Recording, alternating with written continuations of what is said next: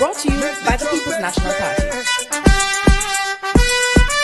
Make the trumpets play. Jamaican people want better. Economy coming like stormy weather. Ancestors are turning on them grave. To get champion, we can do it together. When we look to the future of precipice, we see Jamaica needs the vision of the PNP. People said the bag of promises, them can't carry go shop. And the crime rate getting higher, wonder when it does now come Rex. Jamaican people want better. Economy coming like stormy weather. Ancestors are turning on them grave. To get champion. The proceeding was brought to you by the People's National Party. The scale of dealing with anti-corruption issues. So there is a learning curve that we are going through. What is important is that the government supports the development of the institution so it can accelerate very quickly on that learning curve and provide the resources so that they can move very quickly on the learning curve, and that the government does not intervene or interfere. And that message goes to the opposition as well. Leave the anti-corruption and policing agencies to do their jobs. I know why you come to me with that foolishness, you know. You elect a prime minister, and is a prime minister run the country. It is time we learn to hold our leaders accountable for their actions and stop making excuses for them. Stop making excuses. Otherwise, go elect the people who really run in the country. And I don't want the right start that stupid argument. Hold the people you elect accountable and stop making excuses for them. Hello, welcome. Happy Thursday. Happy Thursday to everyone in television land. Happy Thursday to our silent supporters. Happy Thursday to everyone in the chat. Thank you so much for tuning in. Really appreciate you guys being here. Remember, when you come in, thumbs up the live, share it out if you can. And if you're new to the channel, please show some support by subscribing. That will be greatly appreciated. Today's topic is GLP's Grade F response with your host, Mystic Sensation, and Melting Pot should be joining us shortly. Before we start, let me just say that we empathize with everyone in Jamaica, know what they're going through. We've been through hurricanes ourselves. Family members are still there for our family. They're okay at the moment. Those who we've heard from, we still have family members in Montego Bay we have not heard anything from yet. And we've gotten to understand that we have 11 deaths so far. Our condolences to all the families of those who have loved ones that have passed, the community, their friends, and everyone that they are associated with. Our heartfelt condolences. We see the devastation. The PNP has set up a GoFundMe. I'm going to put the link in the chat.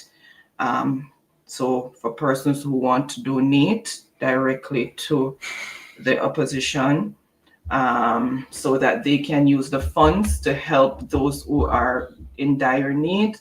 I will put the link in the chat shortly, so you can click on the link. I will pin it, so you can click on the link to go to the site and make your donations. So let me just welcome those in the chat. Jermaine Black, Maureen Vassell, Missy Bram 123 at your God bless, Patel Cruikshawn, Rena Pamela Oko, Lindell McCormack, Almanzu Nesila, Lyndon Green, Black Beauty, Eileen Sanders, bless up. Thank you so much for tuning in. We know a lot of persons lost communication and power, so a lot of persons who would be here will not be here because of that. So we are mindful of that, and we pray that they're safe and also their family members are safe. without any delay, I'm going to hand over to Baron to start. All right. Thank you for that, honey. And once again, I'm saying thanks for all the persons who tune in today. Right. The truth be told, Jamaica, my Jamaican people, I am so brokenhearted. Right? So down, but I am not out. To see Jamaica the way how it is today, the high level of devastation. Jamaica, the entire country, is in a crisis. Many people may believe that Melissa pathway in traveling through Jamaica and the areas that damage. Those are the areas that,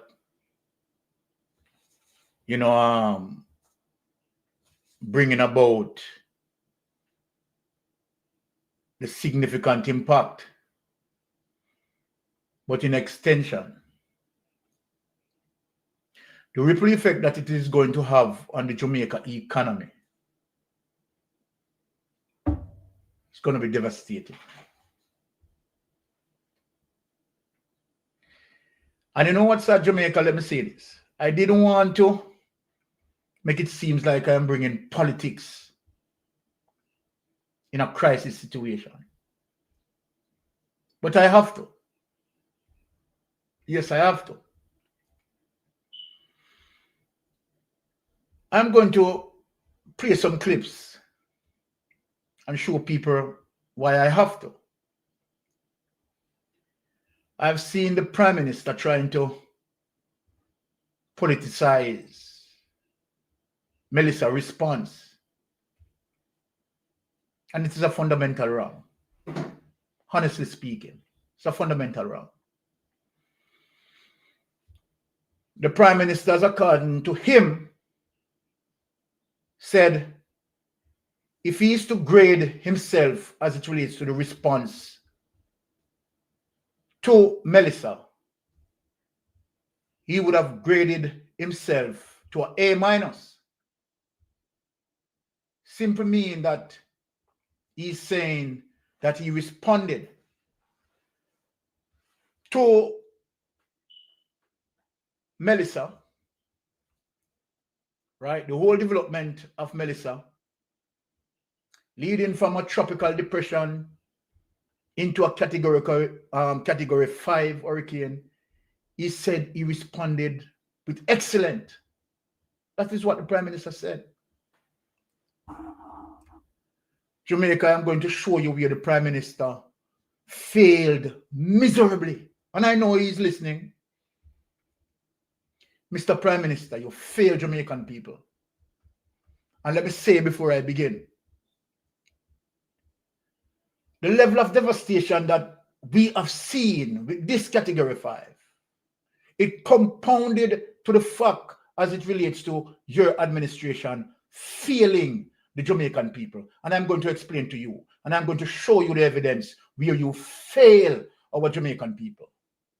The impact that we have seen as it relates to Melissa, compounded to the fact that your administration over 10 years failed to upkeep our drainage system.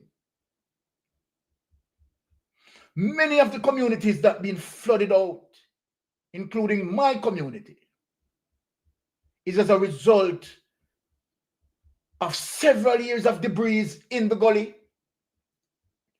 garbages that were not collected on time by the local government authority, the dumping of garbages in our gully, all sort of material dump in the gully. The government not able to preserve our drain system, not able to clean our garbage, move away the garbage from the community. Gradually, all of this built up and compound the problem of a category 5 hurricane. And people need to speak the truth. People need to speak the truth. And how you respond. You know that people are marooned in many areas. But yet, you have taken an helicopter, circle those areas, you have seen it, but did not respond with basic necessities like basic food and water, some tin products and water to give those who are marooned, who are trapped.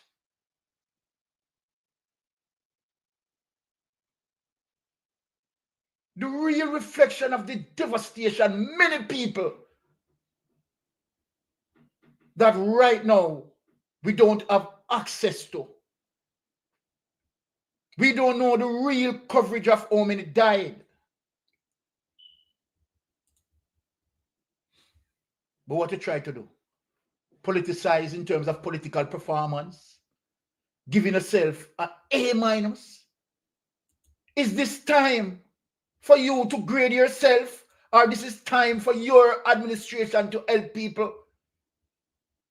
You have been forewarned as it relates to tropical depression, Melissa, before it became a category 5.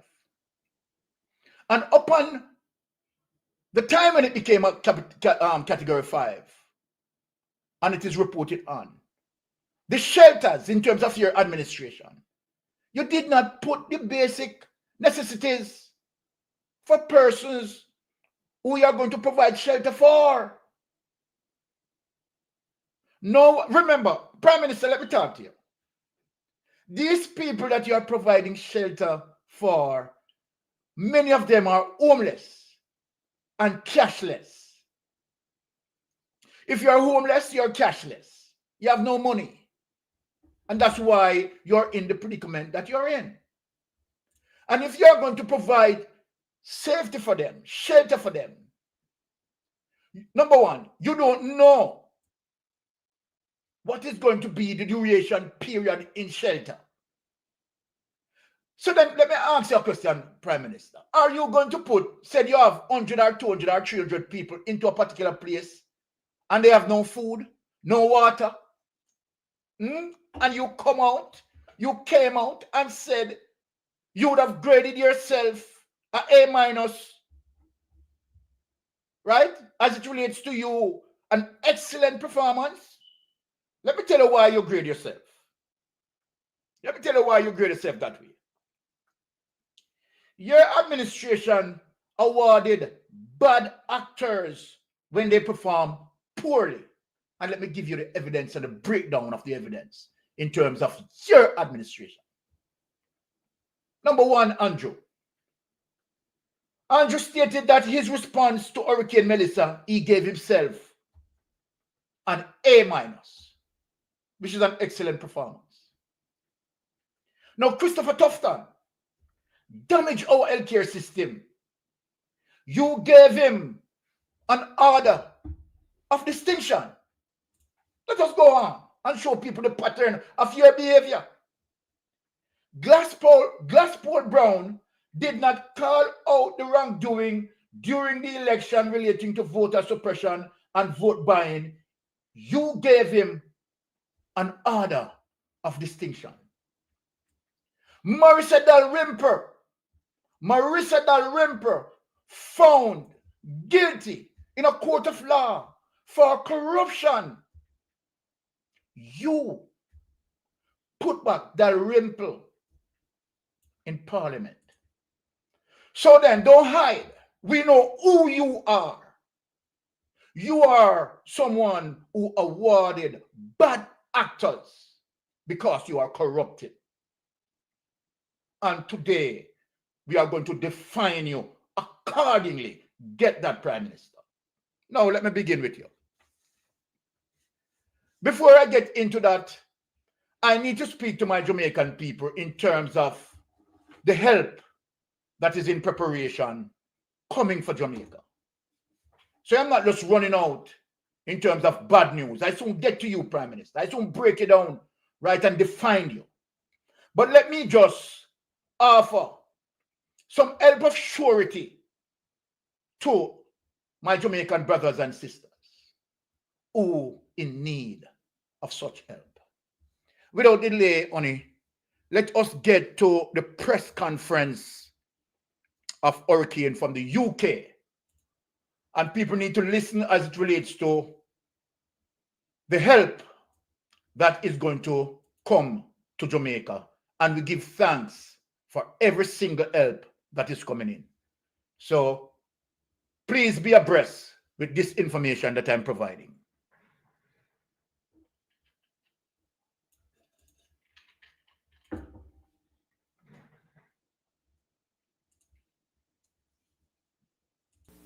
All right, good afternoon. Thank you for your patience. We're going to start with our guest. If we could put him on the screen. Excellent. And I'm delighted to welcome Dennis Zulu, who is the UN resident coordinator in Jamaica, covering the Bahamas, Bermuda, Cayman Islands, Turks and Caicos. We obviously asked him to come in and brief you regarding the situation with Hurricane Melissa. So Dennis, first of all, thank you for taking the time. We'll let you make some opening comments and then take a few questions. Please, go ahead, Dennis. Thank you so much, and thank you for giving me this opportunity to address the media in what really is a very difficult situation for us in Jamaica. As you know, Hurricane Melissa made landfall as a Category 5 yesterday, just around lunchtime, through a place called Black River in St. Elizabeth, which is one of the parishes in Jamaica, and really went across the island and exited about 6 hours later. From what we know thus far, there's been tremendous, unprecedented devastation of infrastructure, of property, roads, network connectivity, energy has been lost across its path. But what is very unique is that the impact of Melissa, though very dire in this area, has actually spread across the country. We know very well that there's been massive dislocation of services. We have people living in shelters across the country. And at the moment, what we are seeing in preliminary assessments is a country that's been devastated to levels never seen before. So at the moment, the United Nations is working in partnership with the national authorities and indeed other partners, both the bilateral and multilateral partners, to really undertake the first assessment of the extent of the problem and see how we can respond expeditiously to alleviating those who are in need at the moment, which is a huge number, though we don't actually have actual figures, but we estimate to be a very large number. We have therefore working close with government and the Caribbean Disaster Emergency Management Agency, CDEMA, putting together a response. And immediately some of the action that will be taken is really around life support initiatives or life sustaining initiatives, making available water, food, and other resources that immediately in need by the people who've been affected. We're also working with government to try and support the shipment of vital supplies from our hubs in Barbados.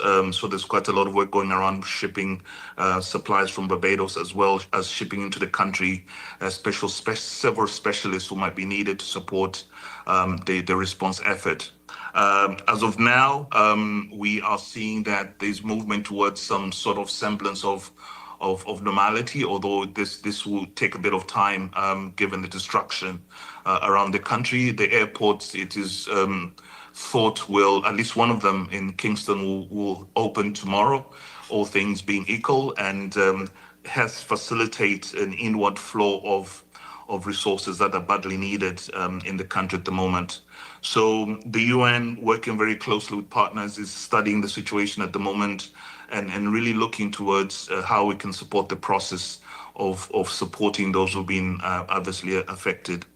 We have at the moment some teams out already, although it's quite dangerous in some parts of Jamaica, just really to get an initial feeling of what has happened and how we can make that difference for those affected at the shortest time possible.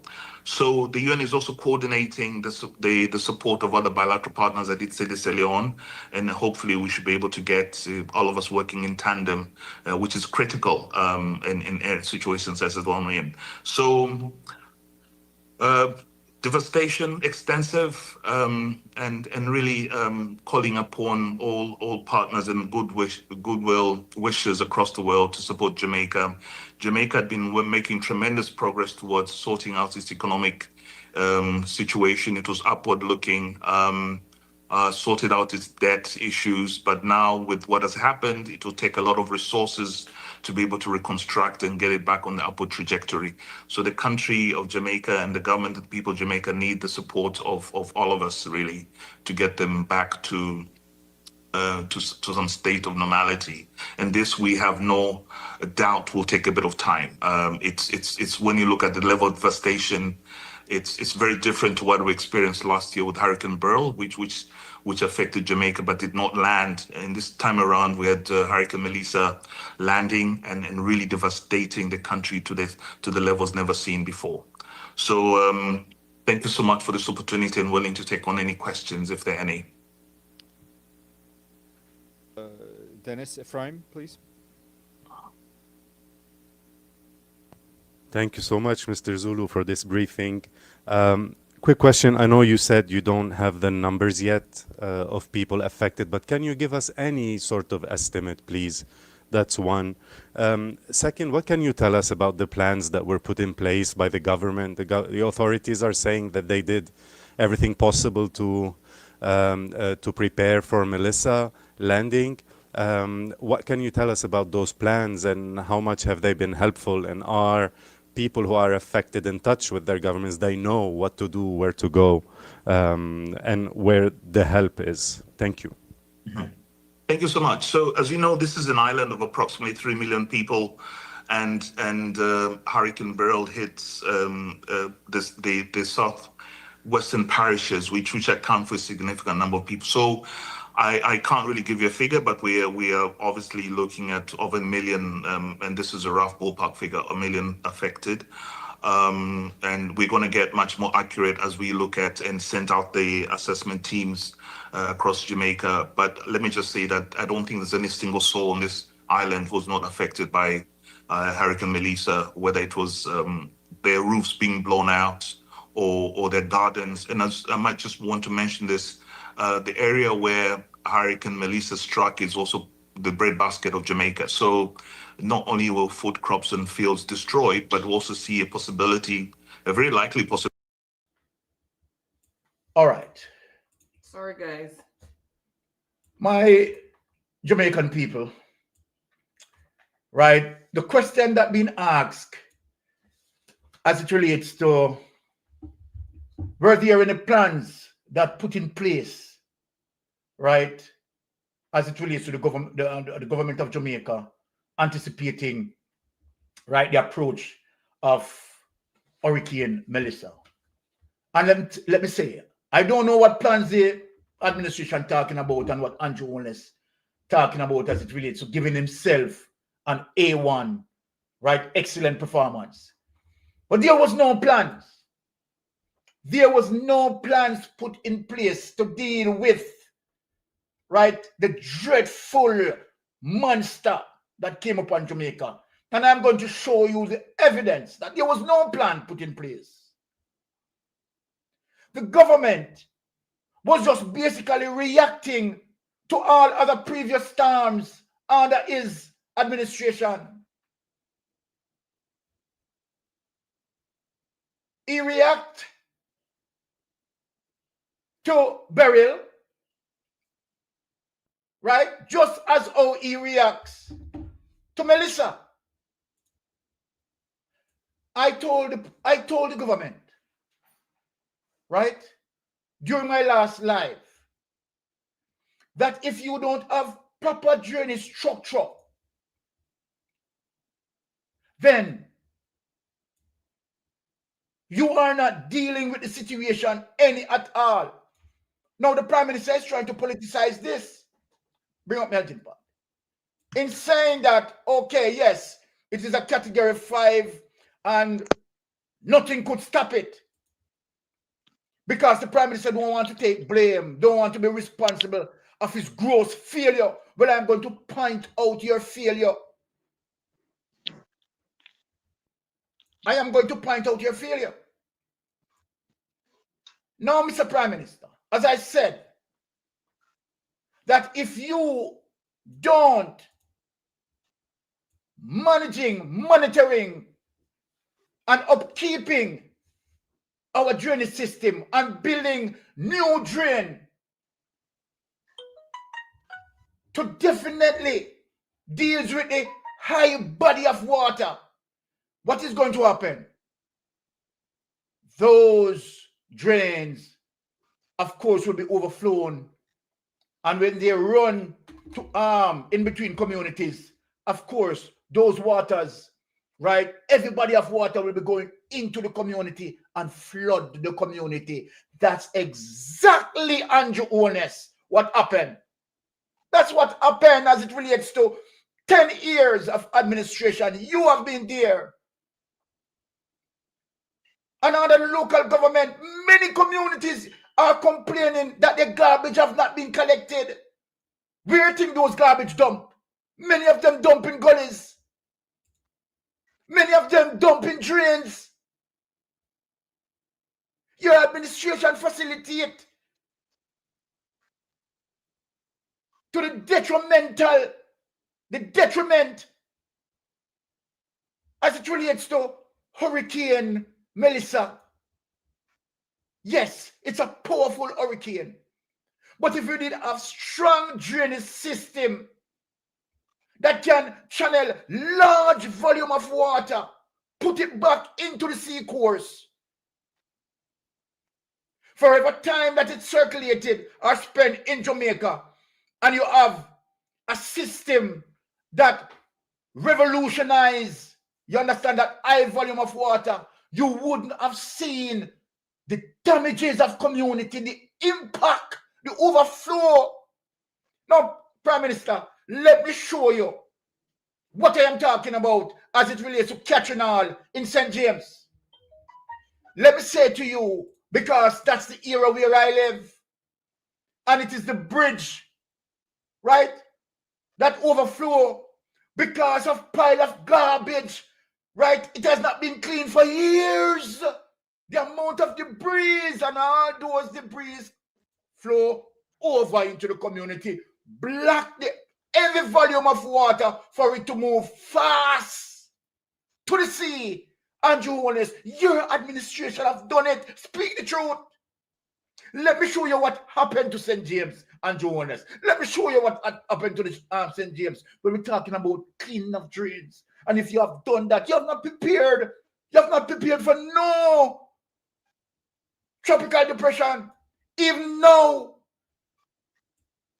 you haven't prepared. And this is the question that asked by one of those journalists at the UN. What was your preparation? How have you prepared? No, let me show you. Let me show you the evidence without any delay. Right. Before I do that, let me bring in Melting Pot to meet and greet his people, and then we proceed into our program. Melting Pot. Yes, sir, Byron. Sorry for being a bit tardy this afternoon. No, man, everything's good. Loss of concentration. But anyhow, it's good to be here once again. Thursday afternoon, Mystic Sensation Live, and our fans are tuning in as well, Yes. But I also want to say, how deeply sorry I am for my fellow Jamaican to have, gone through such a very ordeal moment as it relates to Hurricane Melissa. We have seen the high level of damages, and I know it affects everyone island-wide. So I just want to say to everyone, be strong and be courageous and bold, and just try and pick up the pieces and put them back together and build them better than before, Yes. So that's just my bit where that is concerned. I want to big up everyone tuning in tonight as well. We are here gratefully in the space once again, and everyone have been deeply affected and saddened by what Hurricane Melissa has done to the island. We have our families and friends back home, and we are concerned about their well-being as such, and their welfare. But without any further ado, I want to take the pleasure to also acknowledge the host, Sir Lord Byron, and our Yes. technical director, Lady Anne Marie. And we'll just have a nice evening together. Oh, Over yes. back to you, Sir Byron. Thank you very much, Melting Pot. Really appreciate that. Now, my Jamaican people, right? Look, for us to fix the problem, my Jamaican people, we have to identify what the problem is and fix it. And we are talking here, bearing the evidence of the truth as it relates to the gross failure of the Jamaica Labour Party administration. And while Andrew Holness may have given himself a A-, marking that grade to be excellent, honestly, I am giving him a Z-.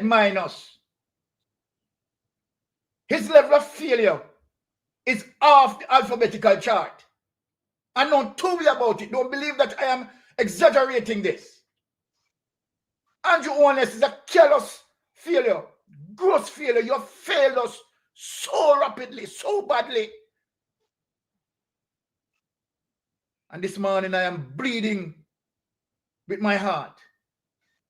Now, Andrew Holness, let me show you this. And let me ask you, these people are experiencing now a mud lake that push out as a result of the Barnett Gully that you, Andrew Holness, and your administration have not cleaned for years from you ventured into power, Andrew Holness. Mystic Sensation is saying you have not cleaned the gully not even one time. I want you to come out and tell people that I am lying. Andrew Holness, you have not cleaned this gully not even once. Let me show you, as a result of your failure, what happened to the community by you not doing that. Let us play that.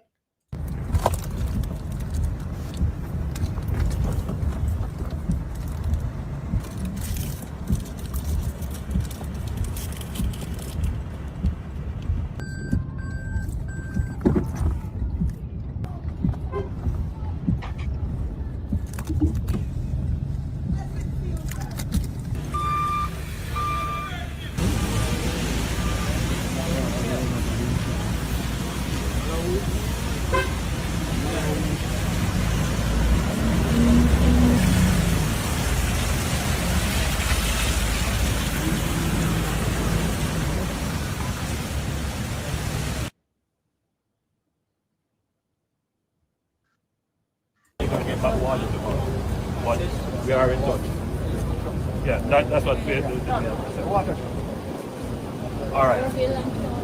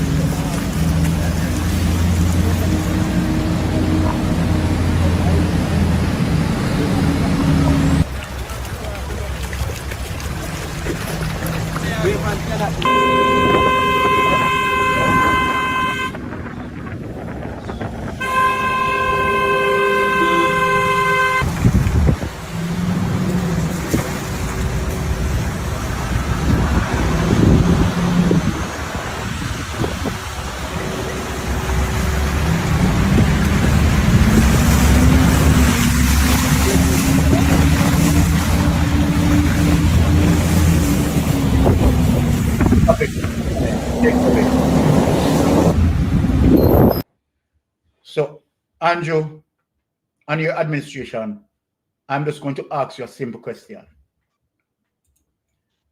As it relates to the Montego Bay region, tell Jamaica how many times your administration have cleaned the drain, cleaned the gullies. Tell us how many times from 2016 that you have been in power, Andrew Wallace. Tell the Jamaican people, I want you to come out because I live in that region. So you are not telling me, I am telling you. Tell me, tell Jamaican people, Andrew Wallace, since you are paraded with them, you understand, as if you understand your help and you're offering care. You're a vicious and evil person. I am asking you to tell Jamaica how many times local government have cleaned those drains. How many times? No, let us hear you, Andrew, what you are saying in terms of giving yourself A minus, and then I bring in the melting pot. Now, without any delay, honey, let us play this. Here, Andrew Wallace grading himself to an A minus. Ridiculous.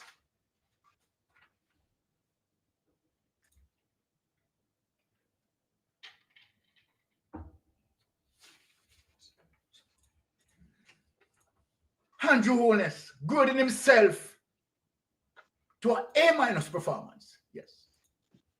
Listen to him, Jamaican people. Listen to him. The mobilization of the government and our other stakeholders and partners could only be described as heartening. Generally satisfied that all the entities, the entity heads and staff have responded. Right now, we're here at the ODPEM's headquarters, where the national emergency apparatus has been stood up. This is where all information will be fed and coordination will take place. So if I were to grade the preparation of the country, I'm a hard marker, so I would give it an A minus. However, there are still some areas of concern which we have to be frank about. We have over 880 shelters. You are a hard marker, right? And even though you're a hard marker, if you are to grade the country's performance, you'd have given yourself, you have given the country an A minus. Are you serious? Are you serious right now? Now, let me show you something, Andrew Wallace. Let me show you something.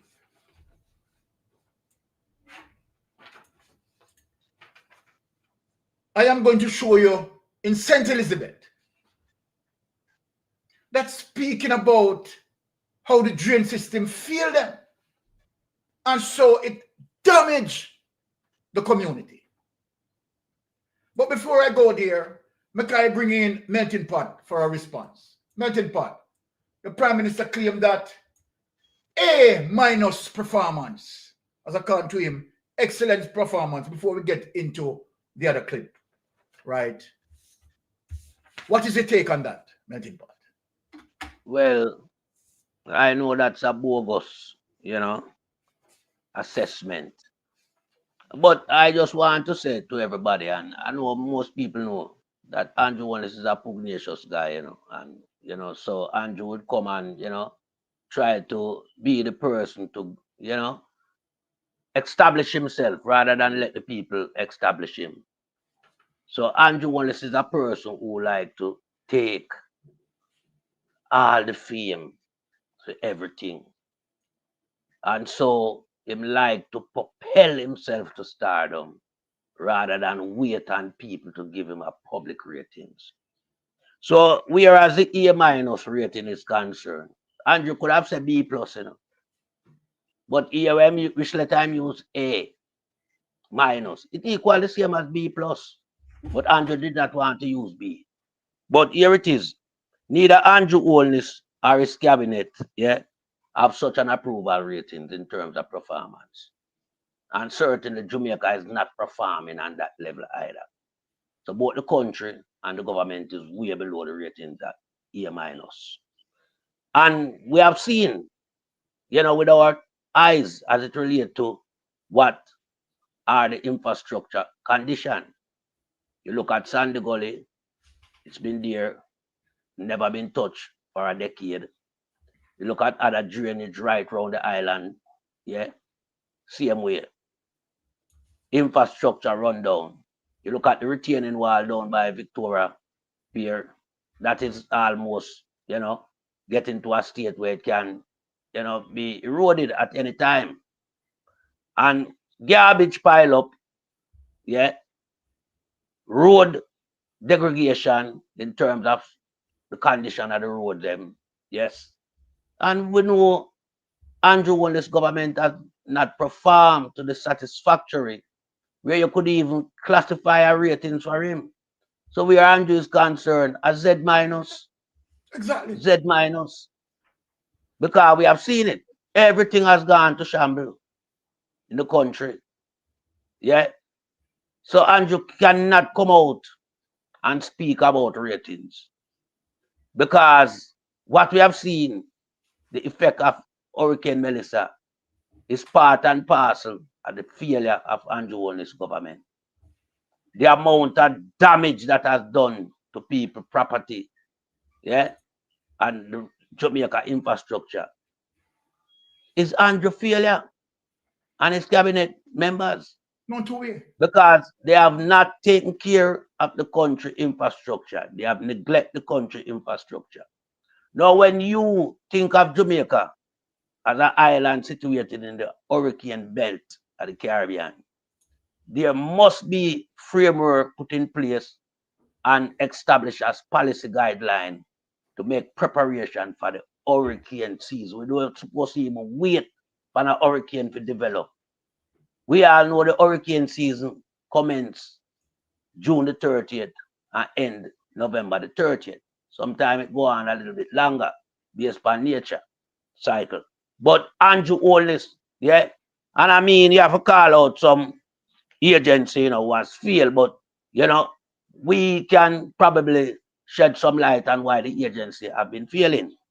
When you talk about ADPEM, NEPA, and solid waste, you have to look on them three agencies there as agencies that should have played a greater part in protecting our infrastructure as it relates to gullies where we see so much dirt and debris in Sandy Gully and other gullies that has not been cleaned. Now you know that Commander NEPA, them supposed to make sure because them deal with the environment, You're right, Melton. You understand? So them supposed to look upon that as something critical for the environment. Solid waste. You must have seen a lot of waste. That's your job. And NEPA, I mean ADPEM, them should have made some plan for the preparation for the hurricane season. But all of them fail because all of them itch up on the umbrella. You understand? So Andrew muzzle them basically. This is why we say Andrew Wallace now speak on behalf of the representative them from the agency. You don't see anyone coming out making representation on behalf of the agency, It's Andrew and him cabinet member them. They are politicians and they are also, head personnel in the agency. And that is wrong. Because we are not getting a true reflection of what is happening. Because when Andrew Wallace speaks, it's pure lie, trick, con.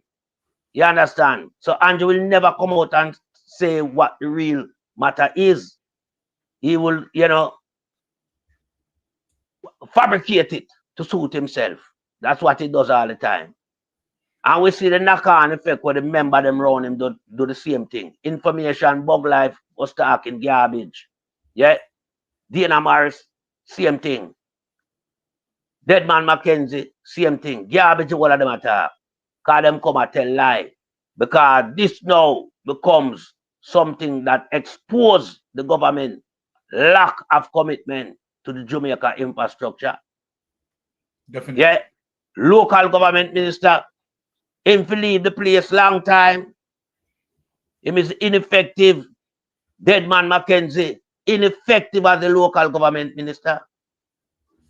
Now, we have seen where, whenever the People's National Party representative come out and say anything in regards to, environment and infrastructure, they want to push them back. We have seen where in recent time they have not given these People's National Party representative any money to do any work within their constituency because they're paying party politics. They're sabotaging not just the People's National Party, but the Jamaica environment. Exactly. Yeah, because every Jamaica use the environment. Yeah, it is there for every Jamaican to use it. So even if you're a PMP, you have to go over Labour constituency. You have family all about.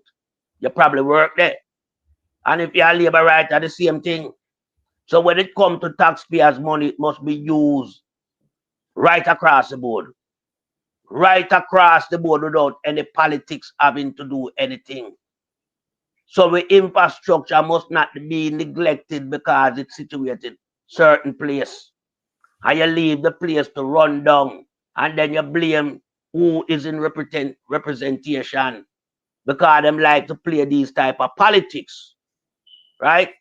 This is why they are talking about they're not giving certain people money because their area not affected.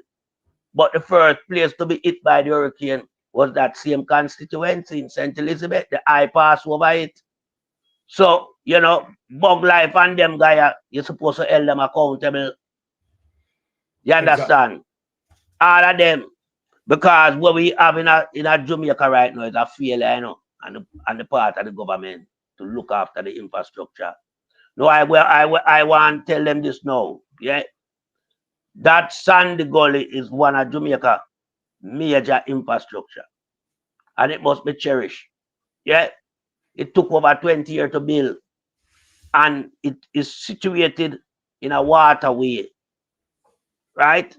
And so that must be a paramount interest. And everyone part, if the people who is living on the gully bank, not to pile up garbage inside these gullies.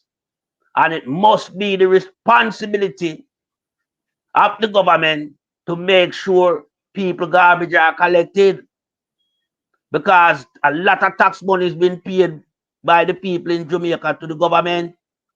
And garbage must be a priority because the people will put them in the gully. So if you clean the people them garbage on a basis where everybody know when it's garbage collection for every era and what day, we won't have that problem. And where we do have that problem, you have people who are looking after the gully interest by seeing that there's no garbage being dumped from a particular yard into the gully. Where that can be ascertained, that yard must be fined a sum that will deter them from putting it in there. Now you have in the rural areas where you don't have the gully, but you have the drainage them. They must clean. I don't want to see drainage like what I saw in South Clarendon, where overgrown shrubs and all type of thing. And then hurrying and scurrying to get it done because Melissa coming. Those things, as I said, fall under the responsibility of ADPEM. They must see that coming into the hurricane season, all of these facilities are looked after and maintained to a standard where when we have these type of rainfall, there are water way to take the water to the sea coast. So the government is to be blamed for the extent of the damage. I've seen one house, yeah, it completely submerged by water. You can only see the top of the roof.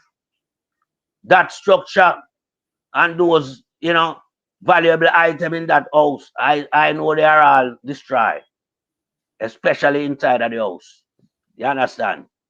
And so we know that it stems from a lack of drainage facility in and around that community to take away the influx of the amount of rain that fell.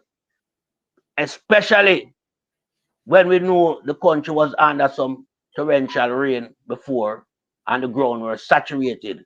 Yeah, these gullies and drain have to be maintained to a high standard. Yes, the road them now, we see them gone. Some of them completely, cut off. Simple because there is no drainage facility. And so the water are left to farmer base on top of the road surface and it damaged the roadway. And so we have the result what we are seeing, where everything now look like it have to be rebuilt. All these roads that I see, they have to rebuild them. You can't patch these roads. You have to get back the roadway compact and asphalt. Again, and make sure you know this time you have sidewalk with water channel and water drainage along the roadway. So the system has to be now of paramount interest, where local government and these agencies, NEPA, Solid Waste and ADPEM, they have to work in collaboration now. Some serious work. And we don't want when time these things happen, we hear a guy come out and talk about A minus, Yeah, because this is not the time, ratings, official. This is the time when the official them must work more than ever before. Yeah. And now we are seeing a situation that is causing a bigger problem, but we soon get to that because we know the country lack financial resource right now to carry out these work. But a lot of money was wasted prior to these work now being have to undertake. So we have to come to that later down in the program because Andrew have a lot to answer to. Yeah, Andrew have a lot to answer to when it come on how the country are run, how the infrastructure them is being looked at. Yeah, who's in charge of them must be independent. Can't be itching up under the Prime Minister's arm. You understand? Because these agencies have responsibility. I want to hear from the people who head the agency. We don't want to hear from the government ministers. When it comes to reporting on these agency matters, it must be the people who are employed from the agency to come and speak on the subject matter.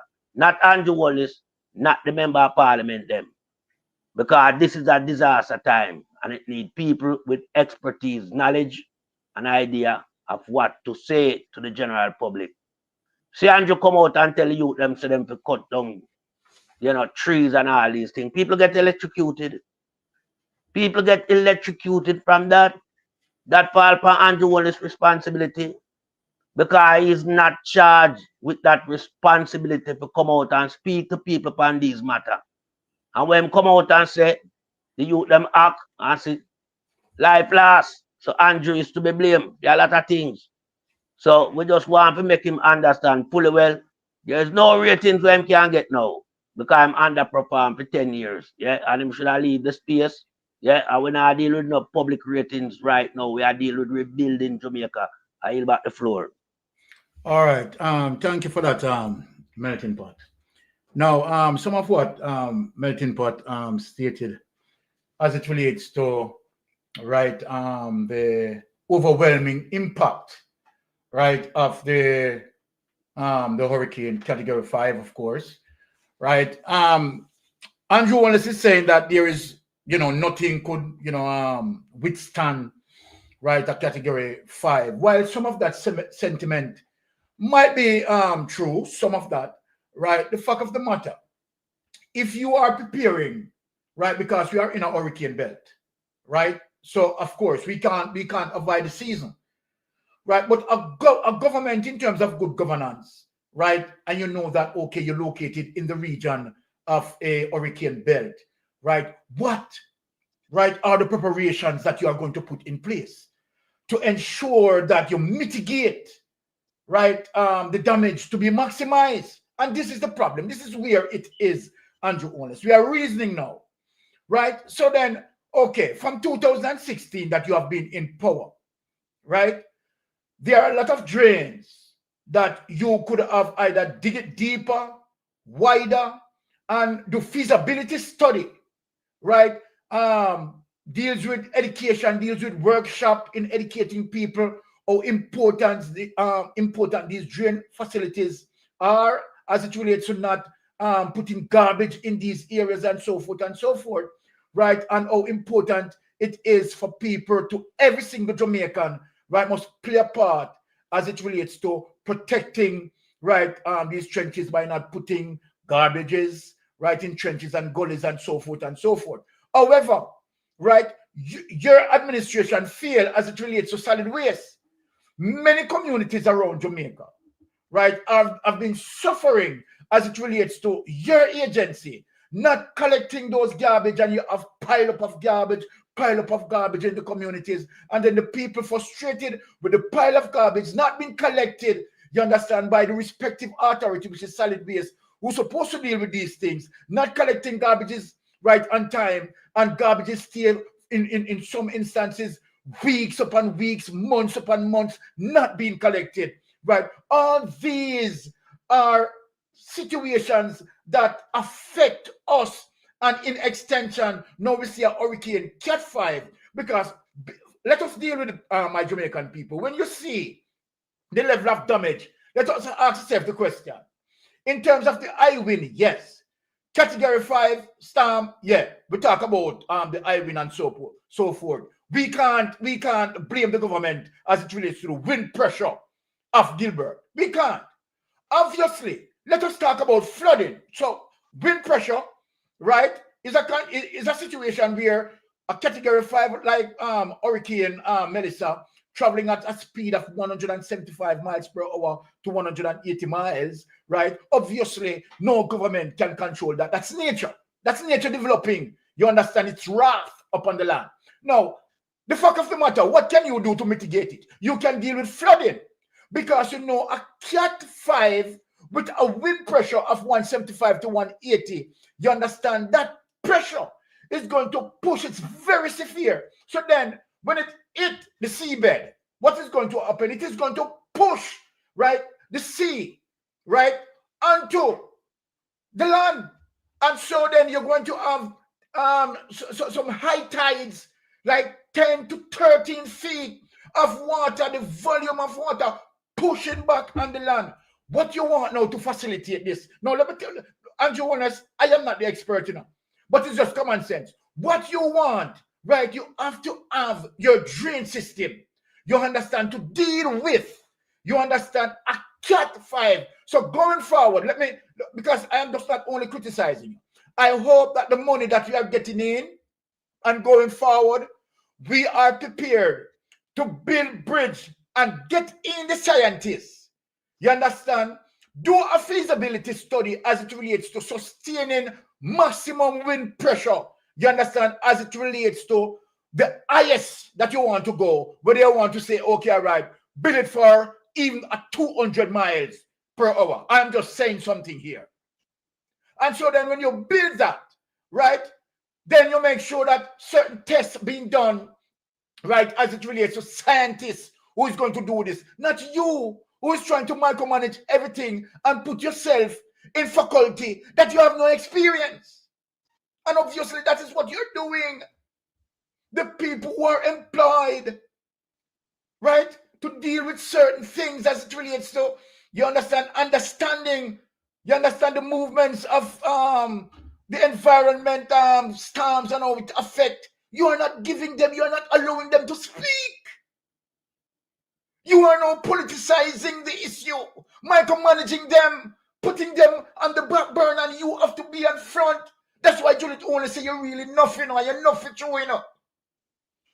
Juliet only say she knew you from school, and you're really enough, man. You're enough.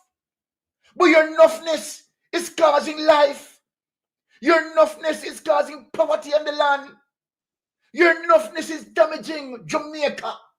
Your enoughness is making Jamaica being poorer and poorer and poorer. And guess what? You don't realize it, because to you, you are so smart. That's how a narcissist behave. You're a narcissist, sir.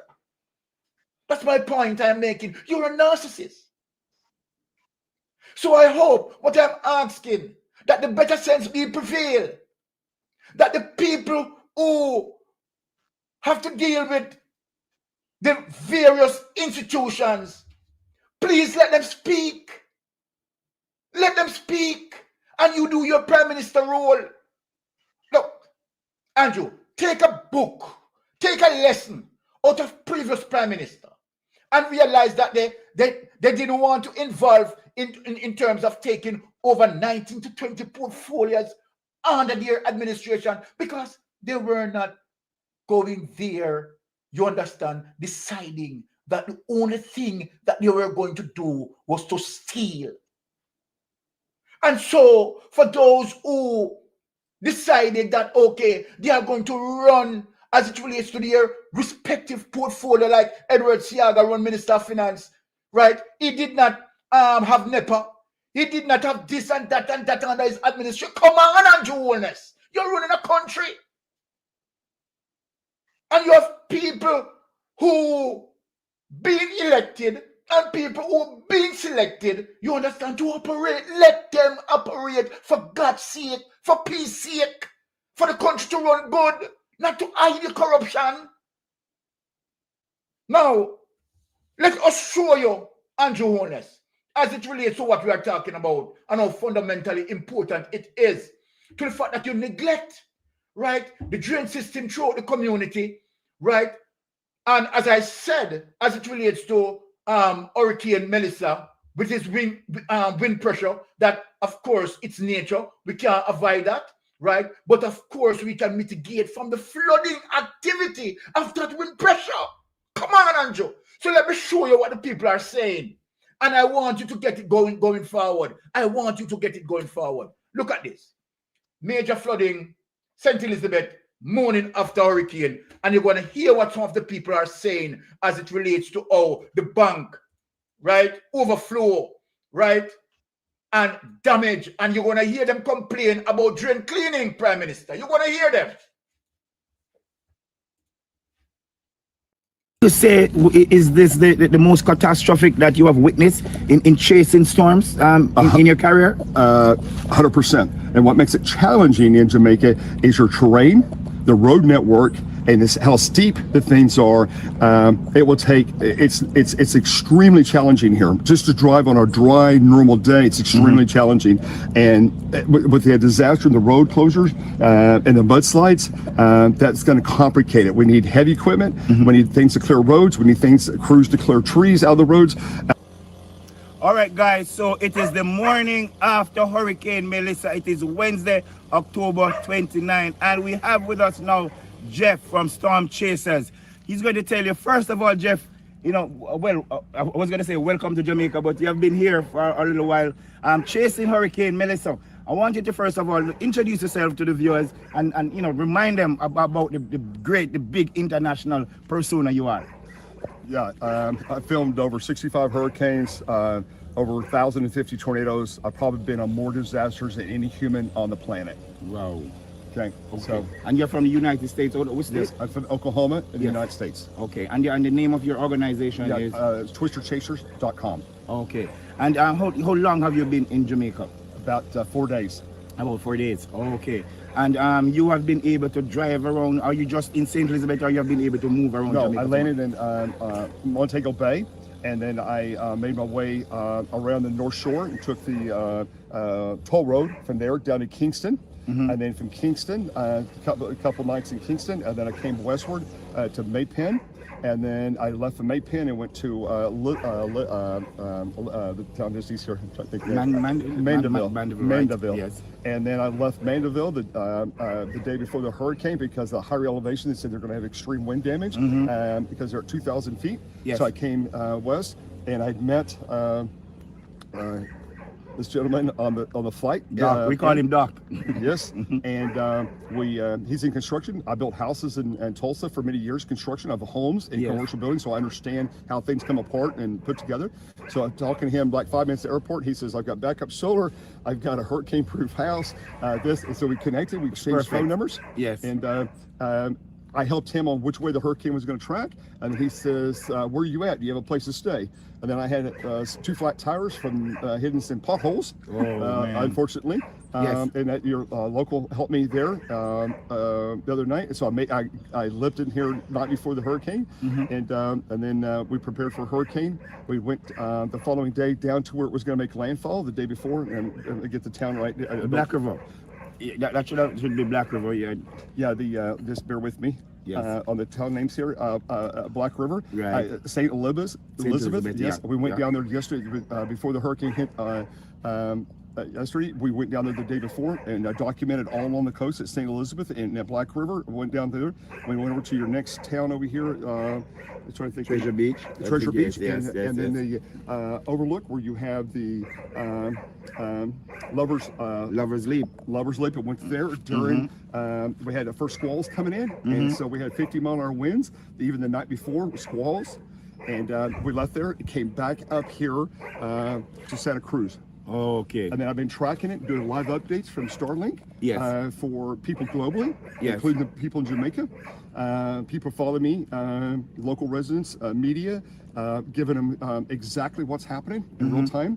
And the most amazing thing about the hurricane yesterday, first of all, is one of the lowest pressures in the Atlantic Basin ever in history. Third lowest, I believe, in pressure. And the hurricane models did really well. But to me, the thing that was the most amazing part of it has to do with the mountains. And it's going to seem unusual what I'm about ready to tell you. Picture mountains, the Blue Mountains East and the mountain range across here. It actually helped deflect it a little bit, because if you watch the satellite, it was coming northeast, and it should have came right over. So the eye should have been right here.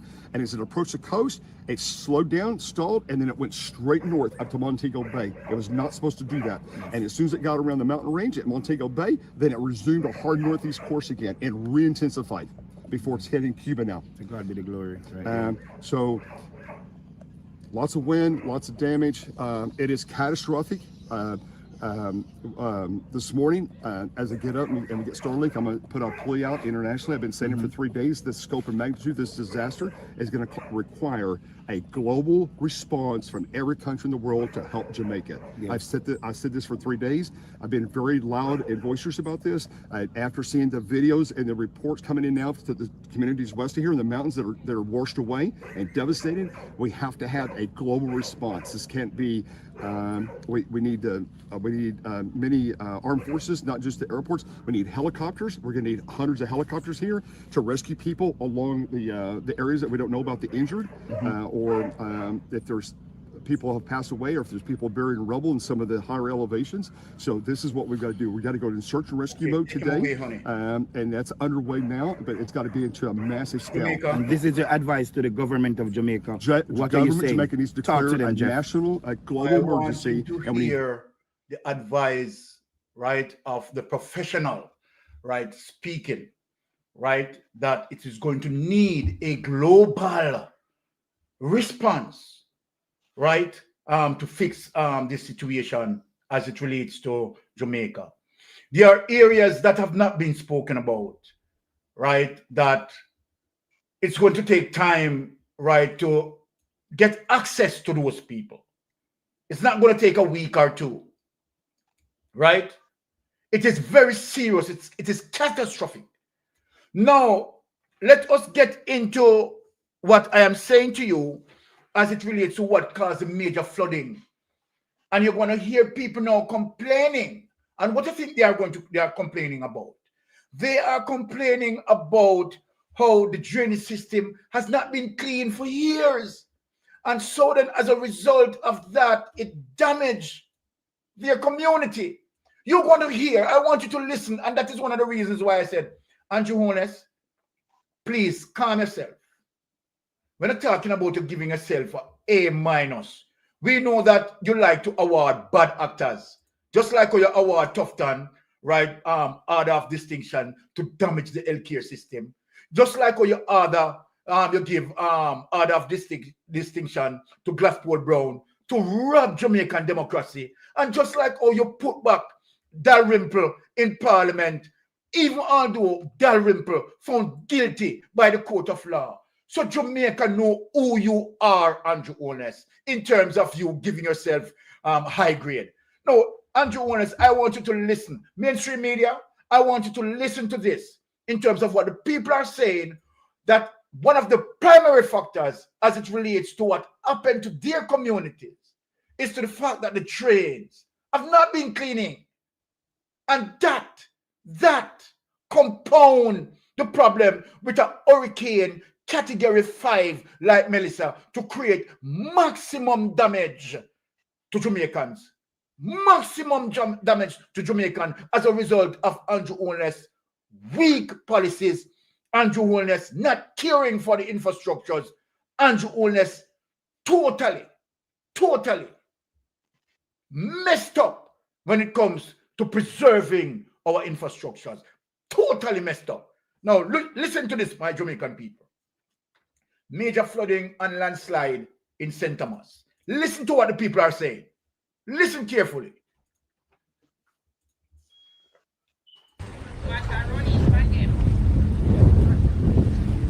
Some car in the river, guys.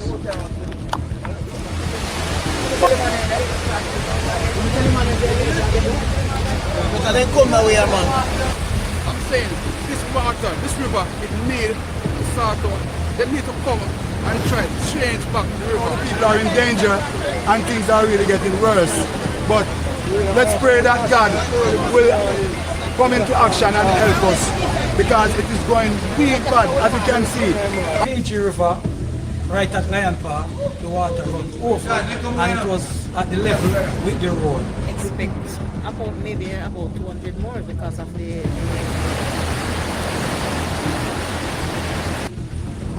Just water, guys. This place is flooded. Yeah, peeps, so the rain has finally come back, and I think this is the rain now, where this now was stopping until after the storm. So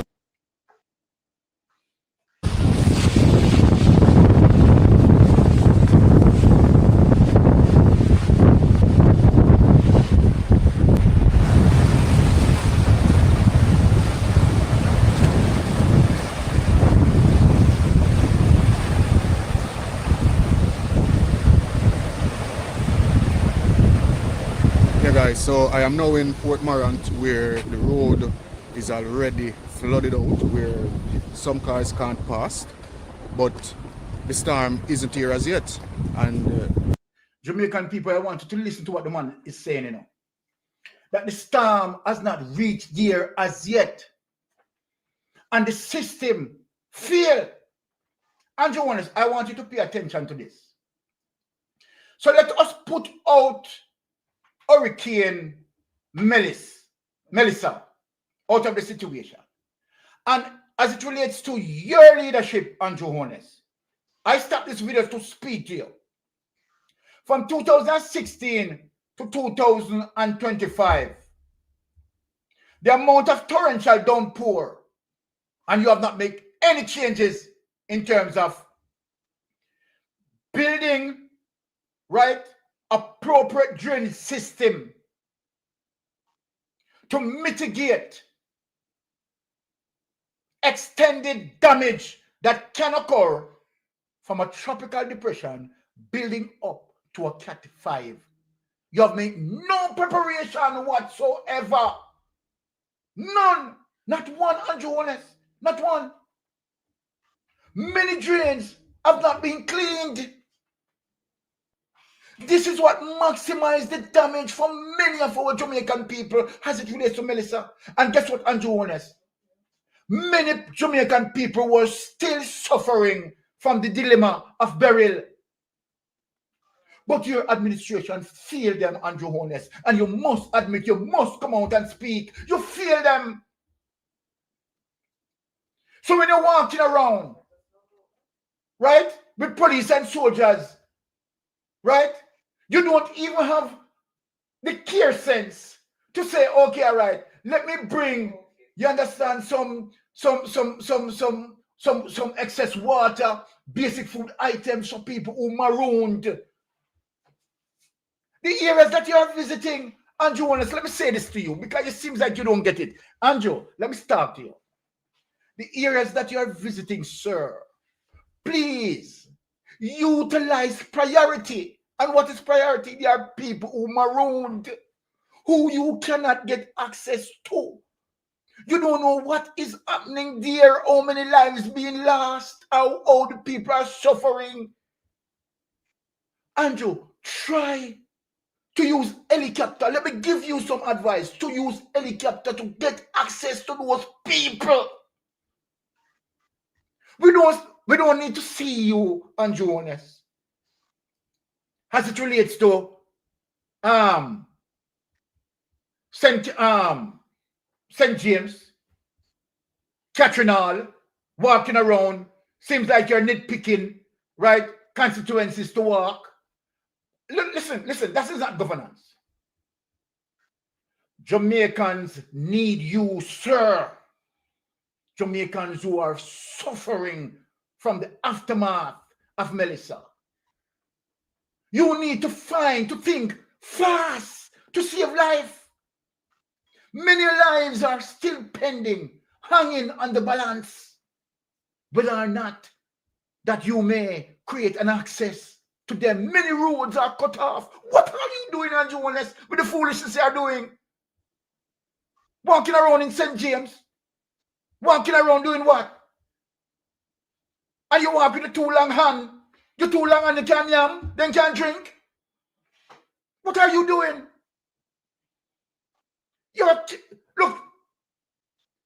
You're such a seismic failure. You're such a cosmic failure. You cannot be graded on the alphabet as it relates to your level of failure. You cannot be graded. So I want you to listen to this, Andrew Wallace. Listen, please. That's the worrying thing, because I've seen videos where places have already been flooded out and the storm don't make landfall as yet. So what is going to happen when the storm makes landfall? As you notice over there, guys, this already flooded out, you know. That's rather deep. But there's SUVs like those, I see I go through, you know.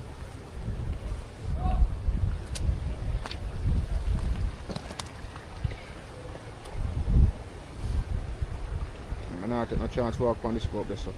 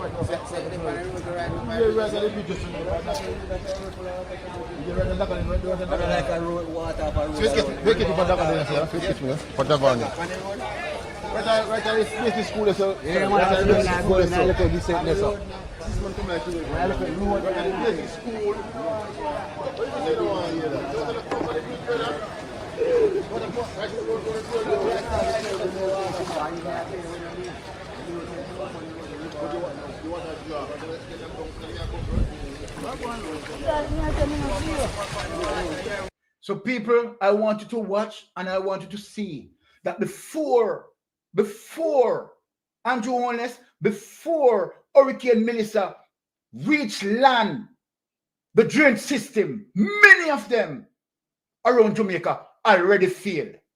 Already failed.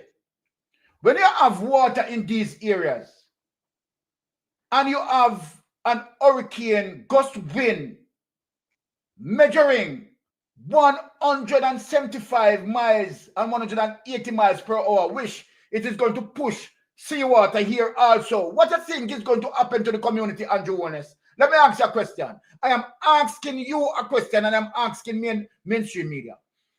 What do you think a hurricane Melissa traveling at 175, 180 miles per hour, pushing high volume of water onto the communities, what is going to happen? Andrew Holness, you talk about you have A minus. Look on this. Let me show you this in your face.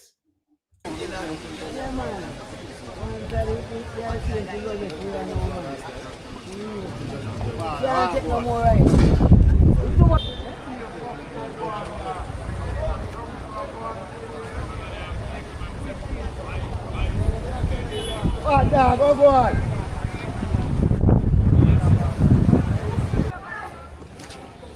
Yeah, guys, so these communities are already flooded out, as you notice. So here people are already flooded out. And remember, people, Melissa has not reached landfall as yet. Let us show Andrew honest. Melissa has not reached landfall as yet. Right now, I'm walking a piece. Over my ankle.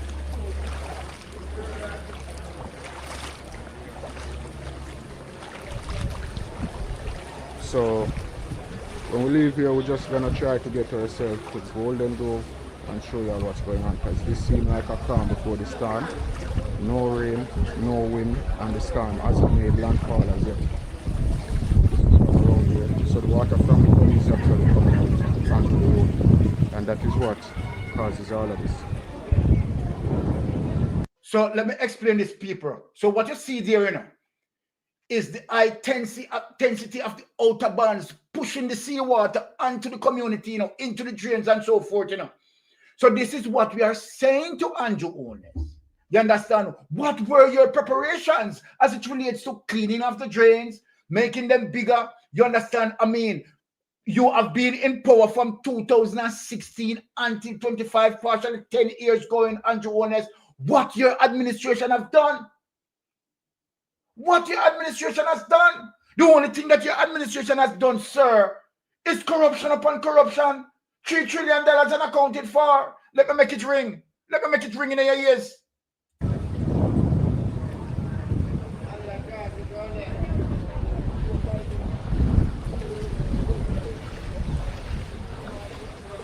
This is water high enough for swimming. Yeah.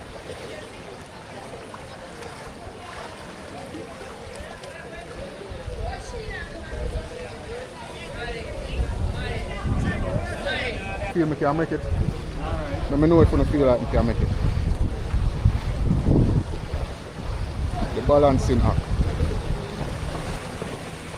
Yeah, bro, when the car pass and the wave them coming out of the water, it trick my eye. So this all work, you know.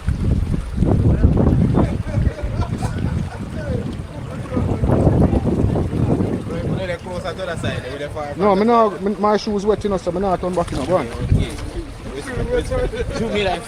Yeah, I'm not turn back, bro.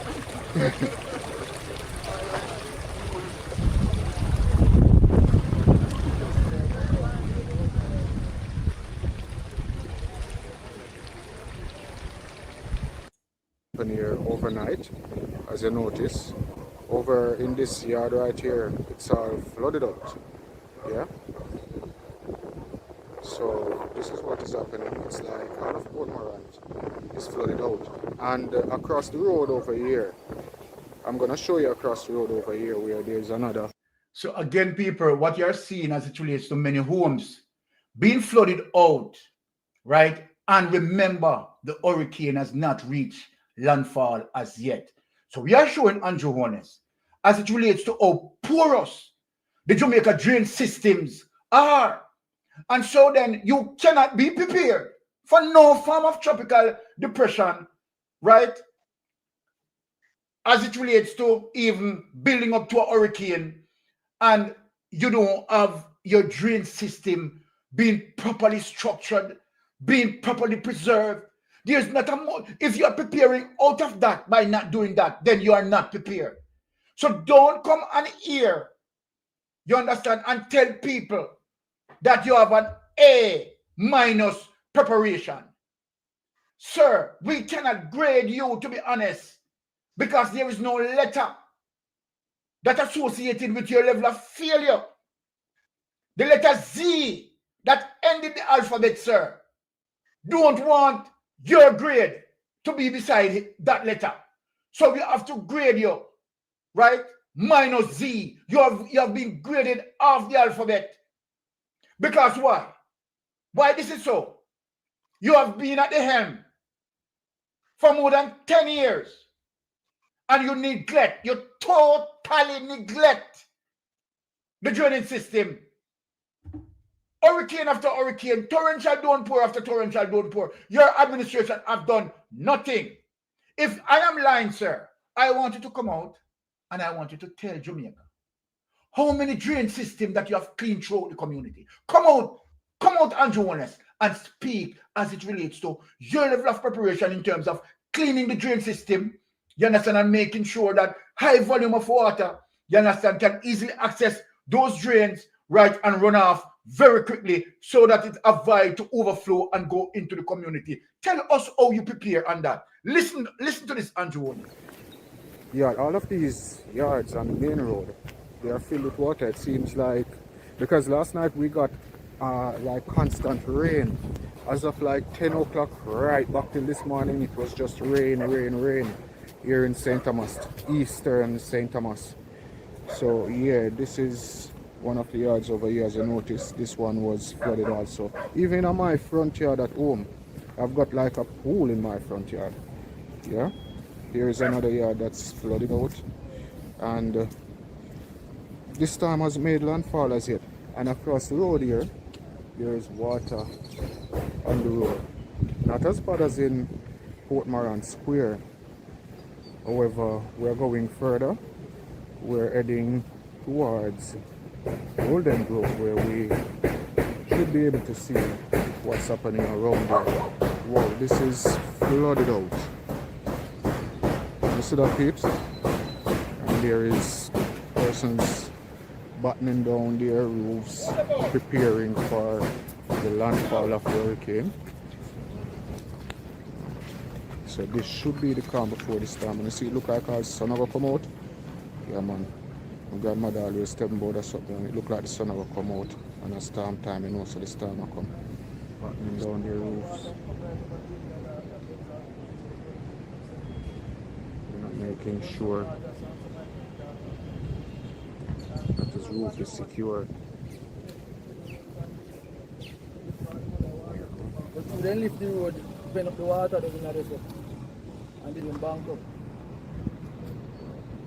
You have them bandits. It's very good. And so, and drain down the road on this one? Oh. It's a train now.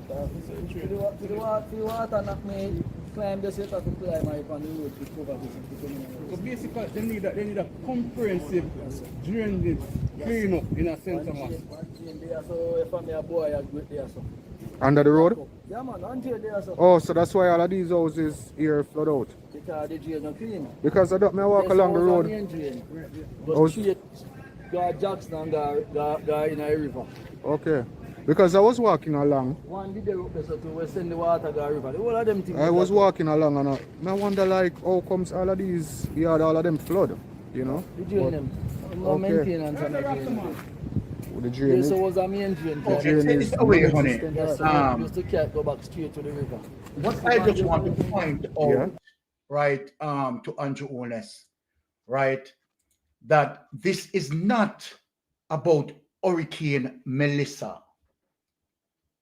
It's a systemic failure of your administration.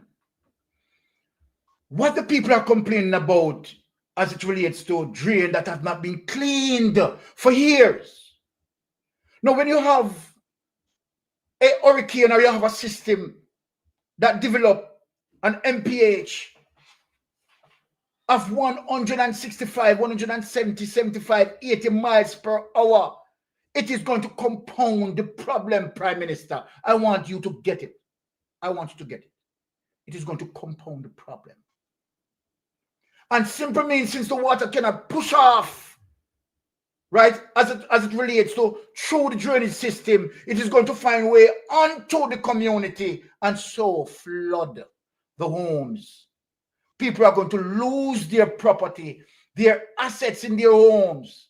They are going to lose that. People are going to entrap in their homes because of your administration neglect to do what? Clean the community drains. Your local government is not working. Your local government is not effective. Your local government, right, is vulnerable. And so then we need, and why your local government is vulnerable? Because two things. A corrupted prime minister and a local government head that doesn't have any brain. Two things. It's very serious for Jamaica. A corrupted government, which is you, Andrew Wallace, and your local government head doesn't have any brain. That is crippling Jamaica right now.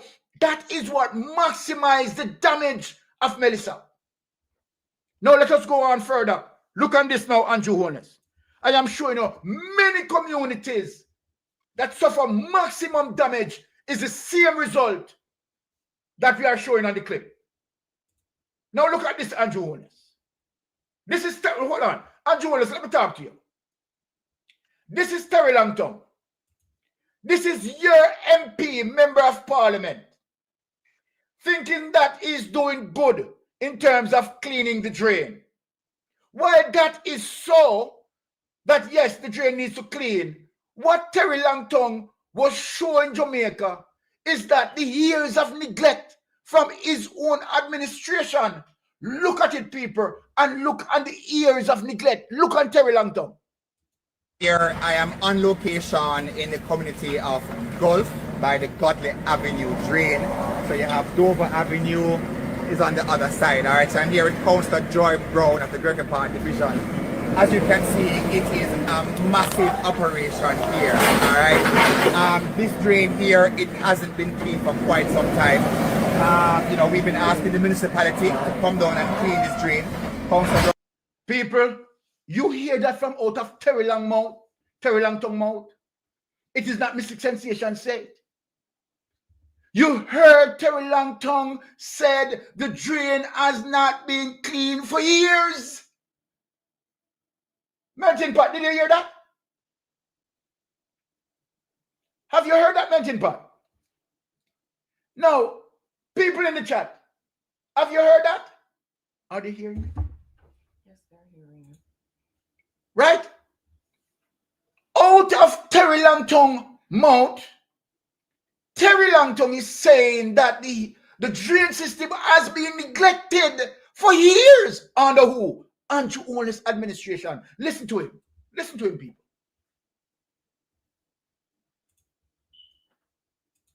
has been speaking to the mayor about it, but again, we don't want our residents to be flooded. All right, we won't be able to do, as you can see, very expensive. We have lots of trees overgrown in the drain. Now this is a community drain, but we can't wait until the rain and the flooding, etc. You know, now I know the mayor has said that he has, emergency equipment or equipment on standby in the event of an emergency, but the emergency is no. So myself and Councillor Brown is over here. I'm just looking. Councillor Brown is over here. As you can see, come a little closer, you can see the kind of the feed. Terry Langton, you should have shame of your own administration that you came out and you admitted. You have admitted. And remember, burial was last year. So goes to show you that before burial, they didn't clean it. After burial, they didn't clean it. And here come Melissa. And he's now trying to do what? Clean just a portion, because it is going to require now maximum level of cleaning, and which it did not accomplish cleaning it all because of the years of neglect. So Andrew Holness, go and look in front of the mirror. What you have done to our Jamaican people. You're a failure. You're a gross failure. You have neglected your Jamaican people by neglecting the infrastructure that would save them. Terry Langton, your own MP, he's in your cabinet. He's saying to you that it is years of neglect. It is shameful. It is disgraceful. Now, let us show you as it relates to another issue. We are hitting you where it hurts and show you that you are the fault of the maximum situation that we faced. Look at this, my Jamaican people. All right, people. So this is an update from the video from yesterday. All right, so we see some works have been done to this area. Well, so far. All right, we don't know if they will continue, but this is what is done so far. I realize that the right side, there's a channel under the bridge where them clear out. I think that they should clear out under the bridge totally, 500 meters away from the bridge, just to save it on the area. This area is very concerning. All right, people, so this is an update. Okay, let us take that away, and honey, let us get into the heart of the Sandy Bay Gully, and then we bring in back melting pot, you understand, to deal with it, and to show you, you understand, this is a careless failure on the Jamaica Labour Party administration. Careless failure.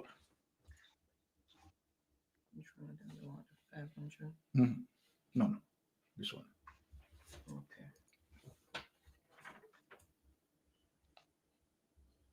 It's careless failure that we have such a drain system like the Sandy Bay Gully drain system that connect most major areas. That's the one I just played.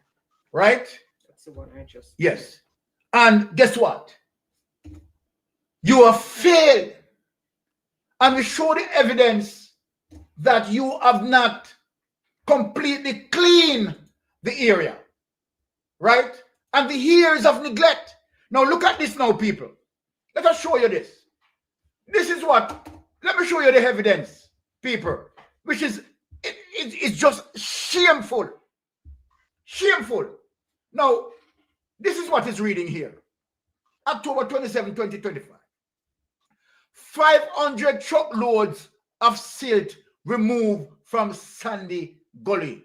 And even in spite of how serious this is, Andrew Honest administration still coming out telling lie.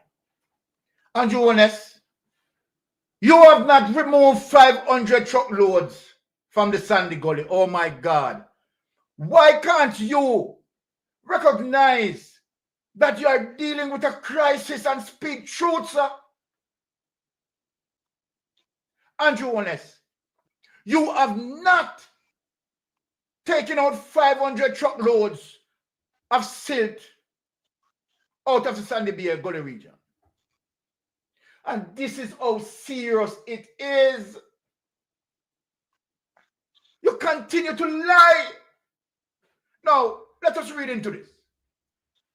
Work Minister Robert Morgan says 500 truckloads of silt have been removed from the Sandy Gully in the corporate area over the last few days in preparation for a direct hit from Hurricane Melissa. We know that you have not moved 500 silt. But let us take what you are saying and try to process what you are saying here. Over the few days, you move 500 silt. Goes to show you what we are saying. Your years of neglect to a main drainage facility like the Sandy Bay Gully. The Sandy Gully that interlinks other areas, which is one of the primary drain system in Jamaica, and you have failed grossly to clean this. So by you saying here, it is 500 truckloads of silt, you know, and it's only a portion you clean, you know, and you are saying 500 truckloads came out of that. Mighty God of Daniel. Jamaica. No, he said the emergency mitigation work comes ahead of a planned desilting program for next year. Mighty goodness. No proactiveness. The most important thing that we are trying to do is to protect lives and property. You are trying to protect lives and property, sir. Eh? You are trying to protect. You know what? Let me take with this. Because, you know, tonight today I want to maintain my good spirit in you know me put in melting pot for cool down all of my brain, yeah, man. You understand? Because me no wine at the arms house this morning. Melting pot. The Prime Minister 500 slip. Talk to us about it. I lie that, man. Lie. Because, you know, the operation or the scale of operation we see taking place in a Sandy Gully. We did not see the heavy equipment them, yeah, and we did not see the amount of truck for 500 truck being loaded with silt from the Sandy Gully. But we know, say, Bug Life was telling a lie to, you know, show up the administration of Andrew Holness. But the fact say you have to move 500, yeah, just take him word for face value. Exactly. And the gully still not done clean. It don't even look like it start clean. Goes to show the amount of silt that was there to begin with. And this is the reason why we have to ask ourselves the question, yeah? If Andrew Holness have any idea how to respond to Jamaican in the time of crisis. I don't think so. No, and you're right. He doesn't. He don't have the idea. You understand? Because when you look at how Andrew Holness even cover the situation in terms of him present, he only been to selected community. And we can label the communities them. He don't cover the island, you know. To get a prospective view of what the situation is. And as the rightfully says Sir Byron, helicopter supposed to go up and do a aerial view to ascertain the extent of the damage done to people in certain places that, you know, are deemed to be inaccessible. Exactly. You understand? But Andrew don't do that. But Andrew like to come and self-praise himself. Yeah? And we know there's no recommendation for Andrew Holness. He was a failure from day one, and him continue to be a failure. You understand? I want to tell Andrew Holness this anyhow, and to Minister Morgan, A.K. Bug Life, and Deadman Mackenzie, we are going to be monitoring the amount of monies that come from overseas country. Yeah? Because we're not going to use the money as if it belongs to a pocket. Because several times Jamaica has gotten money, and the money that Jamaica gets in our hurricane relief package is to also spend some on the infrastructure to alleviate the crisis when the next hurricane cycle come around. Have they done that? No. What they do is just call a few little people and give them some money to make it look like they would have a program going and rob the rest. Because the amount of money where Jamaica getting up. Yeah? For hurricane relief, you know. We don't see people benefit from it. And we don't see where the infrastructure benefit from it either. So we ask ourselves the question, where these money are going? Who is benefiting? Is it the country? Or the wider society? Or the government? And my taking on that, you know, my view is that the government is the one who is benefiting from these natural disasters rather than the country and the people. Because we have not seen any work being done to alleviate any form of this type of sustained weather pattern as it relates to rainfall. What we are seeing is standing water everywhere. None of the water running away, it's standing water. And so when you have standing water, the light posts and everything become, you know, subject to fail and fall down from where they've been planted in the earth. Because the water is there soaking and penetrating and saturating the base of the light post. So as the wind come now, it blow it over. Yeah, and these things run the country into billions of dollars. It slow down the economy. Exactly. It do everything to the country. But Andrew don't seem to understand. Because Andrew know that he's dealing with a society that doesn't really care. Jamaican society don't care. Because if the people them did care, they would be asking them member of parliament to clean them drainage. They, the people who live in the community, know fully well that hurricane is around the corner. But what they were doing, they were gladly grabbing and accepting money for vote buying. And chicken and gas voucher and all type of things, fertilizer, black tank, yeah, and paying scant regard to them local infrastructure. So sometimes when we say certain thing, you know, I know because we want to say it, no, but we have to say it because our people are lacking in the scope of intelligence. You understand? To know what is right from wrong. To know when your member of parliament is working on behalf of the constituency from when the member of parliament is working for himself and his party. Now we look and we see right across the island, and all we can see is standing water. Standing water to the extent where a house has been submerged. The water, you can only see the peak of the roof. And you know a house is, I don't know if that's 2-story building or what, but if it's a 1-story flat, you know it's over 8 feet high. You understand? And when you take into consideration the type of V-shaped roof, you talk about maybe another 4 feet, so 12 feet. If it's a flat, but it's submerged, basically. So that just goes to show you the high volume of water that is standing in these communities. And we all know why that happened. It is a result of lack of maintenance. I believe that you should have men and women who are employed to keep these drainage clean at all times. And they should be employed permanently. Permanently. Yeah. Yeah. And it should not become a crash program. I fear like what we see taking place days before the hurricane, a category 5. And it's way to Jamaica, I see them hurry like some mad ants to try to get things done.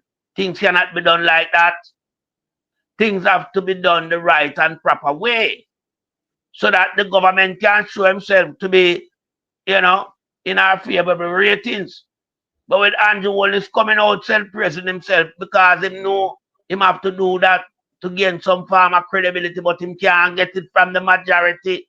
Him only get it from FEMA entourage, because the majority of people who are the people who are paying the tax in the country know fully well that Andrew has been underperforming and underachieving in every aspect of his governance. You understand? We want Andrew to understand that this time, when the international support come to Jamaica through the aid program where finance will be a part of it, and also food distribution and all these things, it must be done appropriately.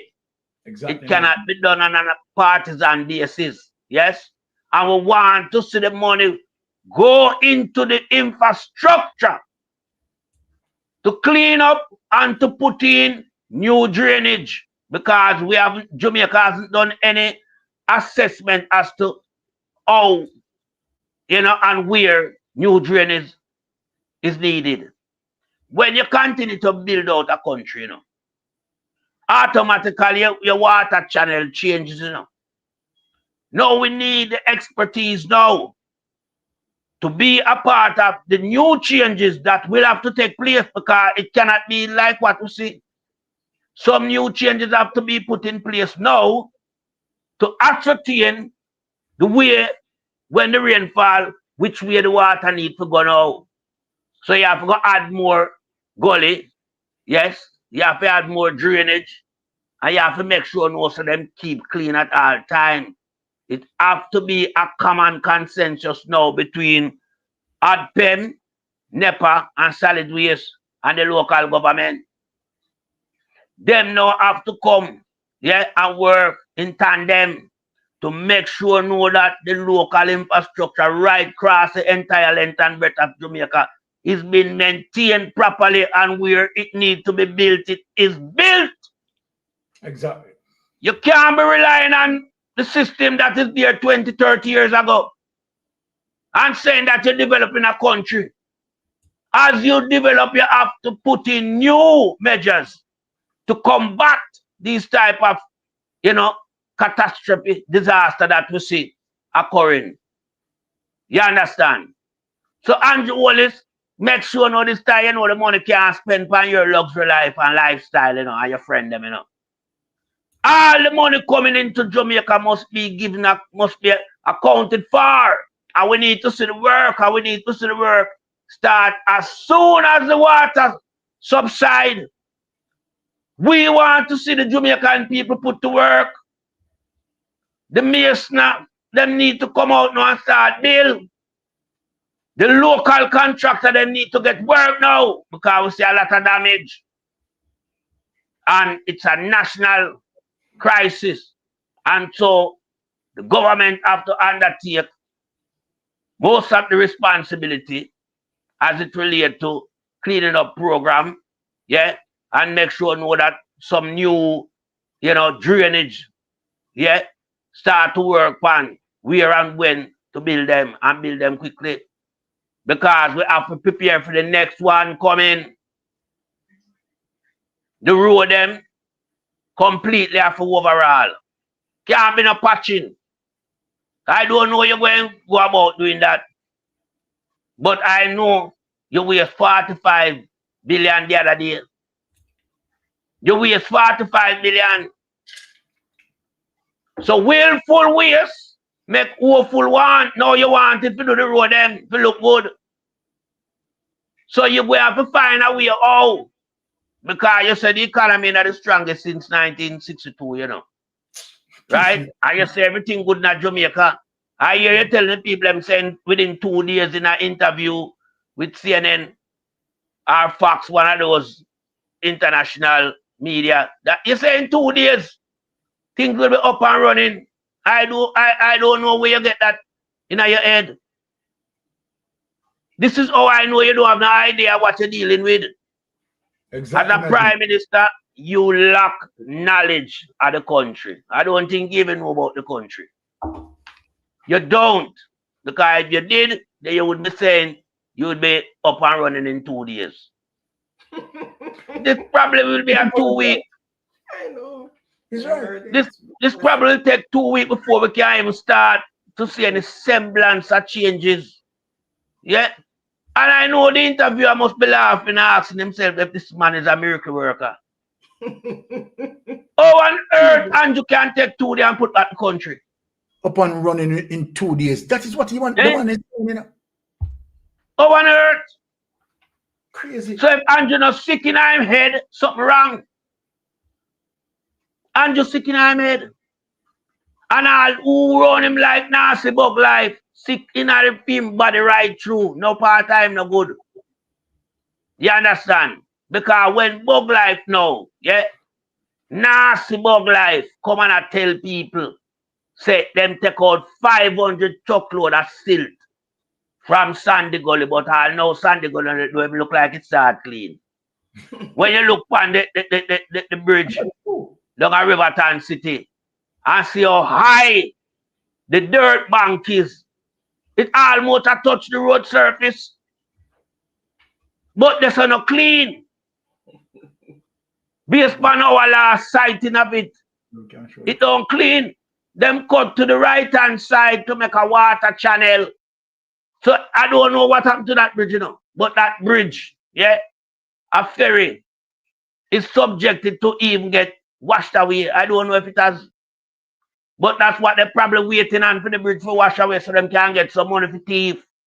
Because Andrew, like when the infrastructure them damaged badly, where I have to project money for them rabbit. So we have to say, under that bridge, a ferry, it needs to clean completely and right down all the way through Riverton City, going to the sea, that lake pattern, that facing Causeway, it needs to clean go all the way down there. It needs to clean because where the water comes from, it goes into a lake before it enters into the sea. So this one need to clean. Yeah. It need to. So there's no way going clean all from up at top and come down. Yeah. And then when you reach down to Spanish Town Road at the bridge, a ferry, where we are looking is an island, fully grown island. Lush green like the Amazon in Brazil. That can't be real. So Andrew hold this government now, them have to go to work and go to work quick and fast to build back Jamaica because Jamaica has been ravished by Melissa. We all know that.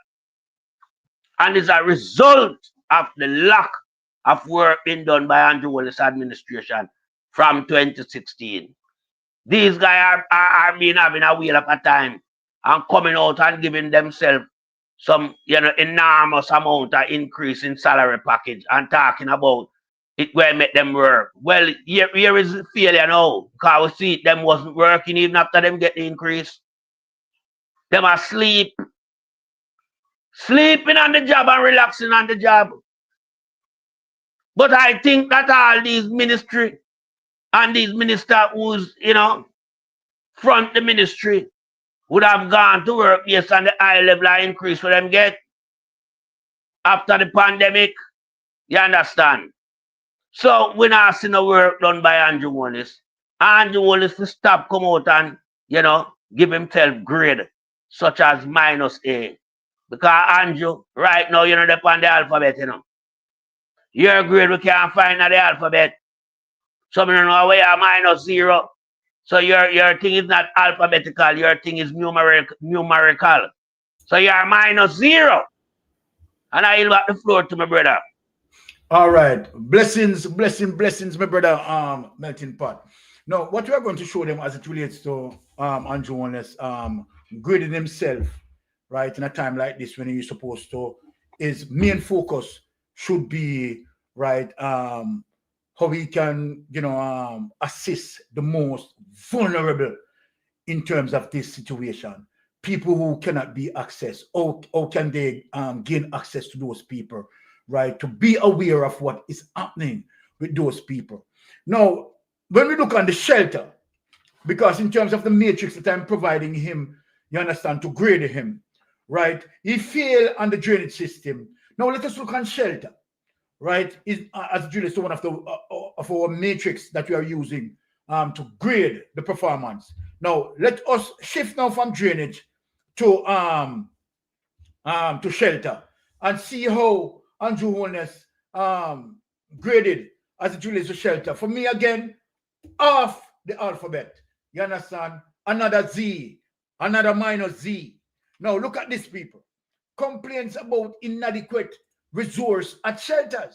Now, listen, this is not Mystic Sensation making up this thing at all. You understand? We are Member of Parliament for Northeast St. Elizabeth, Zuleika Jess, has expressed disappointment with the state of shelters across the parish, even as those seeking shelter cry out for help with resources. Krista Campbell has that story.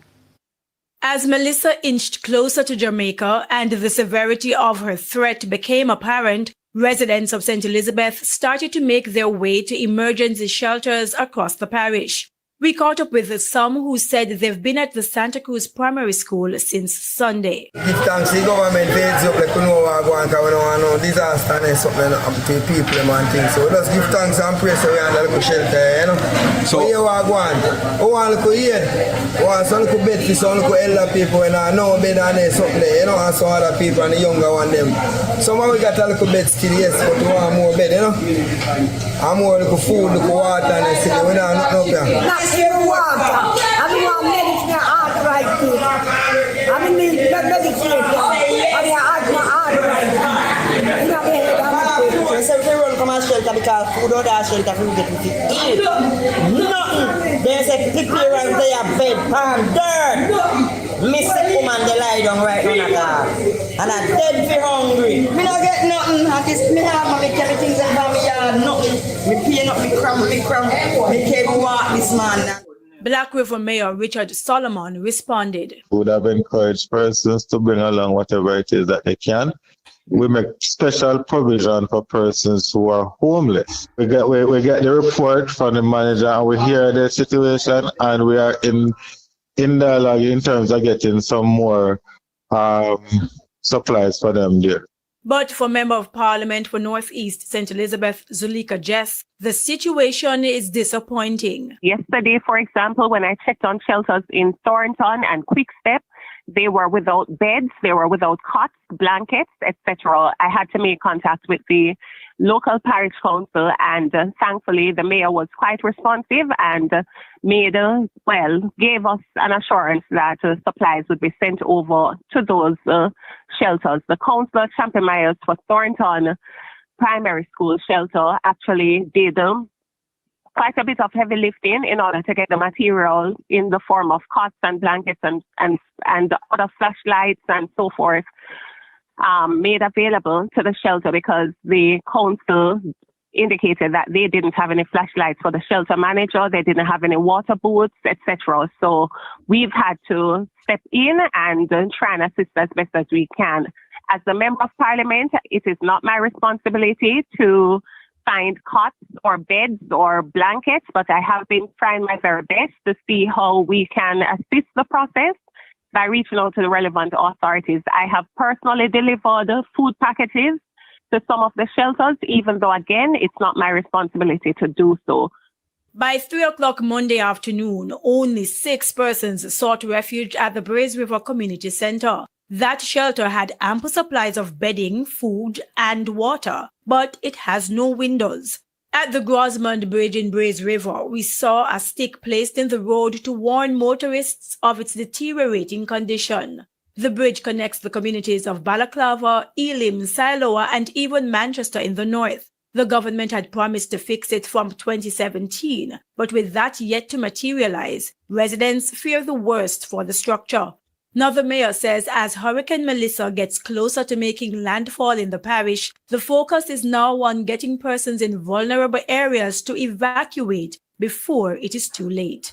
Krista Campbell, TVJ News. So take it away. So let me ask Andrew Unes, as it relates to his -A that he had given himself. Now, you are preparing shelters. You're talking about a hurricane, right, that has a sustained maximum wind pressure of 175 miles to 180 miles per hour, sir. Now, let us think proactively here. And you are going to have shelters, right, anticipating the arrival of Melissa. Now, your shelters lack flashlights, no flashlights, no batteries, no beds, right? No food packages, no toiletries, right? Are any basic necessities? And that speaks generally throughout all of the so-called, right, shelters provided by your administration. So tell me how you prepare. Tell me, all right, I want you to tell Jamaica, Andrew Unes, as it relates to how you define a shelter and what, as it relates to being expected to be at a shelter in preparation for persons, right, who you are going to, influence to utilize that space until the passing of such, right, hurricane. I want you to explain to Jamaican people, what is your definition? What is your definition? We want to hear from you, Prime Minister, that when you think of a shelter, right, during, an hurricane, and you are doing your preparation, what are some of the things that a shelter would have been, occupied, right, as it relates to basic necessities to facilitate those who you will be, right, preparing the shelters for? We want to know, because, you have people who are complaining. No beds, no toiletries, no flashlights, right? No batteries, nothing like this at the shelter. So I mean, how do you prepare and how do you mark yourself? So tell us on the various matrix that you would have marked yourself to have an A-. Now let us go to another clip to show you a different area of people complaining about the same thing. You understand? So it's a similar commonality throughout all your shelters. It's disgraceful, Prime Minister. It's disgraceful. Now look at this. Let us lift up that. So I don't know, right, how you're knocking yourself on the shoulder, giving yourself A-. You understand? It's just equal to what you have done with Christopher Tufton, giving Tufton, you understand, I mean, order of distinction to damage the healthcare. You have just done it to yourself, giving yourself A-. You understand? And these people have nothing at the shelter provided for them. You're a worthless piece of Prime Minister. I am aware that most shelters have not received necessary items as yet, and that is why I am here assisting. I spoke to the ODPEM coordinator and had a good conversation, so I sent a truck to get some items for Bethel, areas like Cascade. I get to understand that some materials were picked up for Sandy Bay shelter, but we do have some shelters up in Chester Castle as well. I just left a shelter in Chester Castle. They don't have any bedding there yet, bedding supply, sheets, and so on. I have been in dialogue with the lead person for the parish.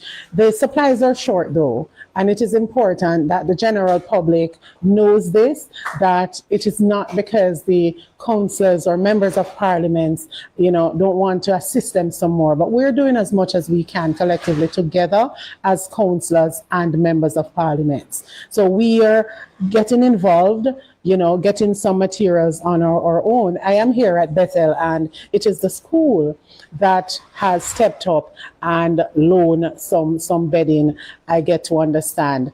I will be getting some additional stuff for the Bethel school as well as Cascade, along with some other areas as well, some other shelters. We do have 27 shelters, so we want to ensure that at least we have the basic necessities in these shelters. I called and I got a water boot and a raincoat, and yesterday I got 2 tarpaulin, which you see one right back there. That's all. And that's all we have. Who you got it from? From the shelter manager. So all you got up to today was just that.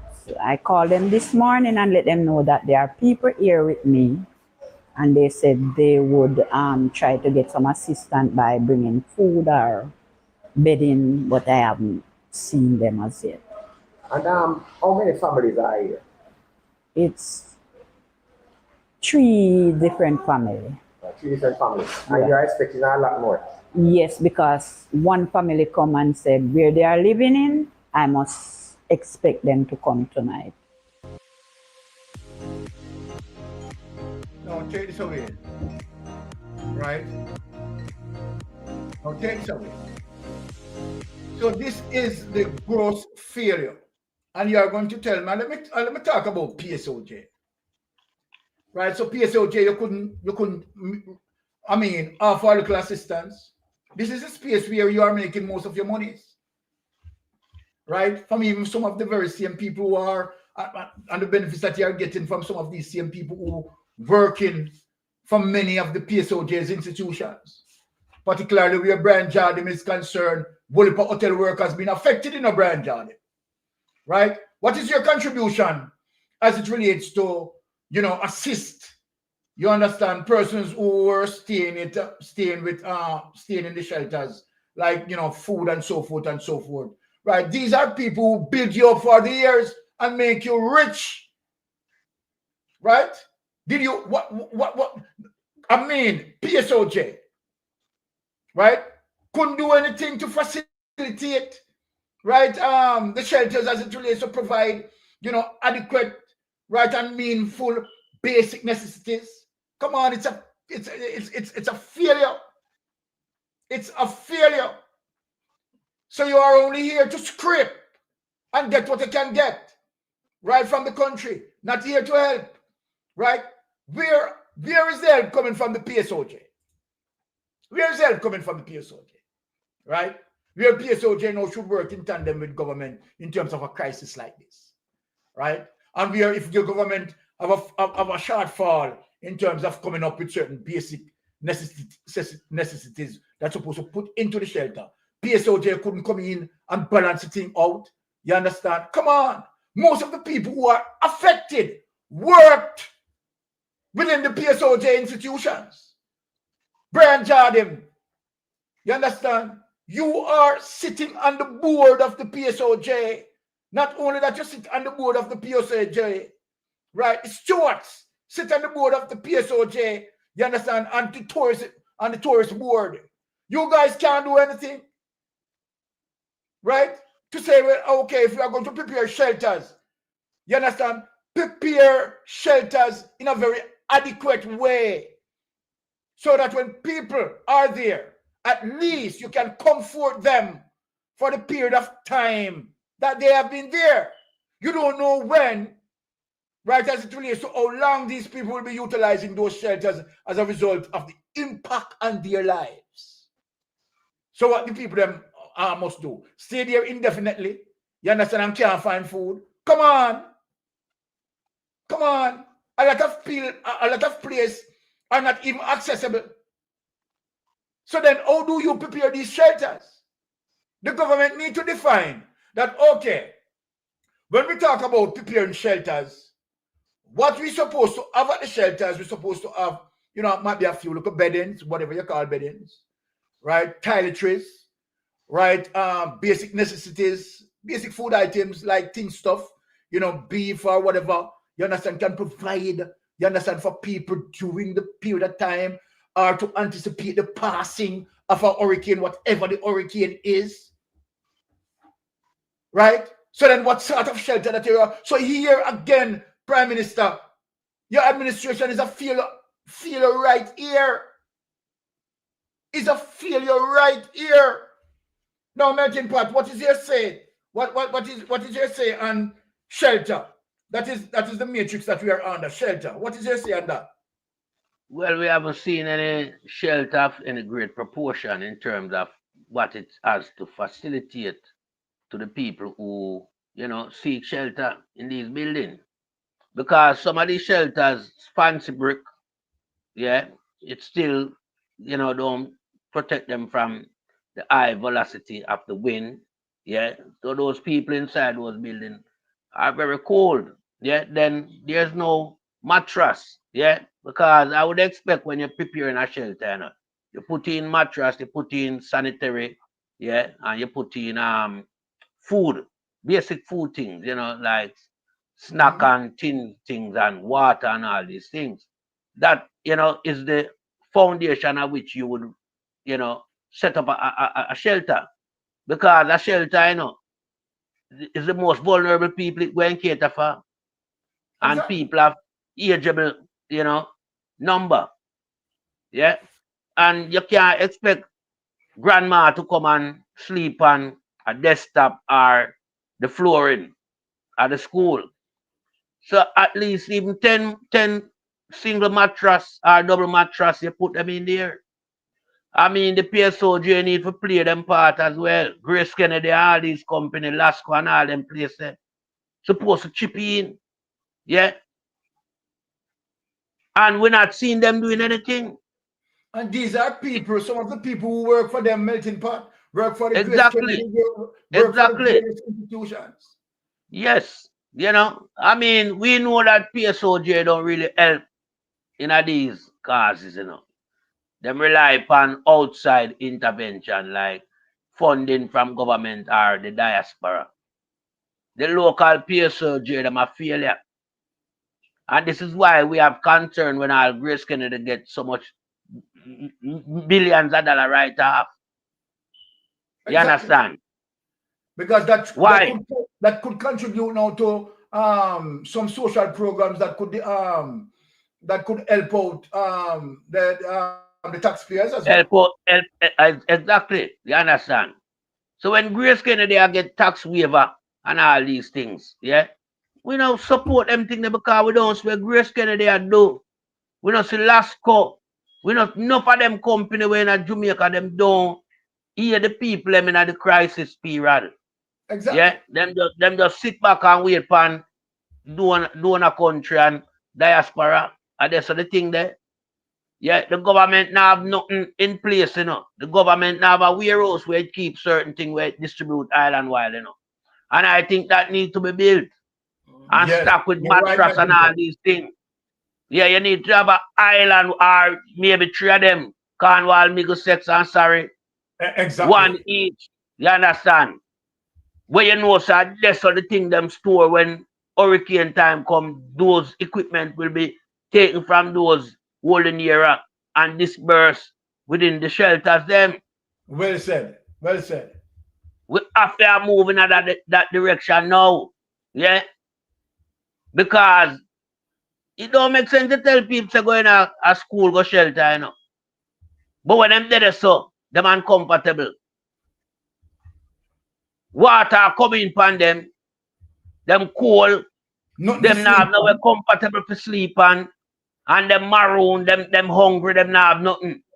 Yeah? Them now no toiletry and all these things. These are the basic things that a shelter require. You understand? So whoever, and then again, it come back to ADPEM. You might call them hog pen. You understand? At them this fall pan, you know. At them make preparation for emergency management. You understand? But we not see them do nothing. And then the government lackadaisical, now have a clue. Just a wait for the money for come in and chop. That's all Andrew wait for, you know. Money for come to the country from donor and chop it. And me have to call a spade because I've been doing it for the past 10 years. Andrew been doing this for the past 10 years. So we have to call a spade a spade. But going forward, we need now, as I said, 3 holding area for the equipment them to kit out the shelter when hurricane come. You understand? And some of the money where Andrew get must go into buying these things like some single mattress that can be easily transported, easily angled. Yeah? And other things. Yeah. Him need to get him back together. Him lagging behind for a long time. The administration is lagging. But then the people need to make the voice be heard. This is why we call on our Jamaican to stop playing game with politics. Politics are a serious thing. It look after you in times of need. And I'm glad that Zulika Jess, yeah, she tried to play a role in trying to aid the people, some of the people in the shelter. Yeah, because them say them never give she no money, you know. Because it now affect PR era. But a PR place the eye pass over first. She get the direct force of Melissa. But the power that means that no, she don't need no money. She not gonna be affected by it. This is what you call now careless government. Even going around making prediction as to where this thing will hit from where it not hit. Careless government. Because them don't want to disperse no money to the People's National Party representative. So them come up with all type of Nancy Cobweb. And this is why we know Andrew is a failure. His administration is a failure. The PSOJ who back Andrew Holness is a failure. And we need them now to start act in accordance, yeah, when it comes to natural disaster. The preparation must be at the minimum requirement. It can't be non-existent requirement. Because we not see nothing. People must say them now no bed. Them now nothing to eat, nothing to drink. but you tell them to go to the shelter. It's an uncaring government we have. And we've been pointing it out long time. Yeah? So the government of the day is uncaring. Don't really care about Jamaicans. Don't even care about the island Jamaica. Care about themselves and them pocket and them cronies. Yeah? And then now when we have these problems, we see how much the people them suffer.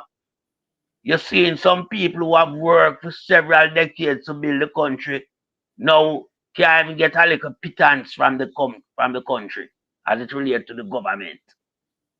But these are the people that build the country for several decades.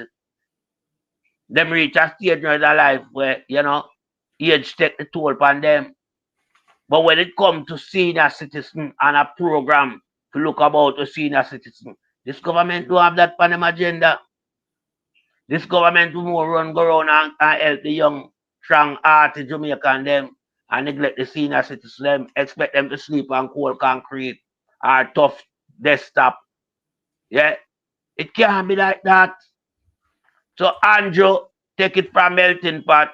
We need 3 proper warehouse, 1 in Cornwall, 1 in Middlesex, and 1 in Surrey.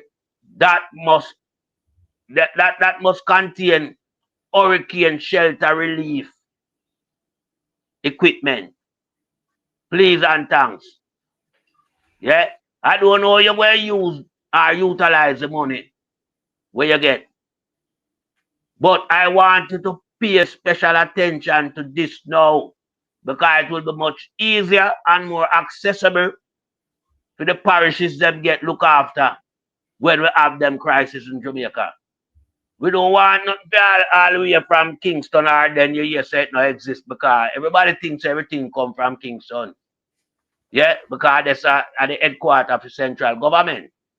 Yeah, because we know so the mayor them not get no money, especially the People's National Party mayor them.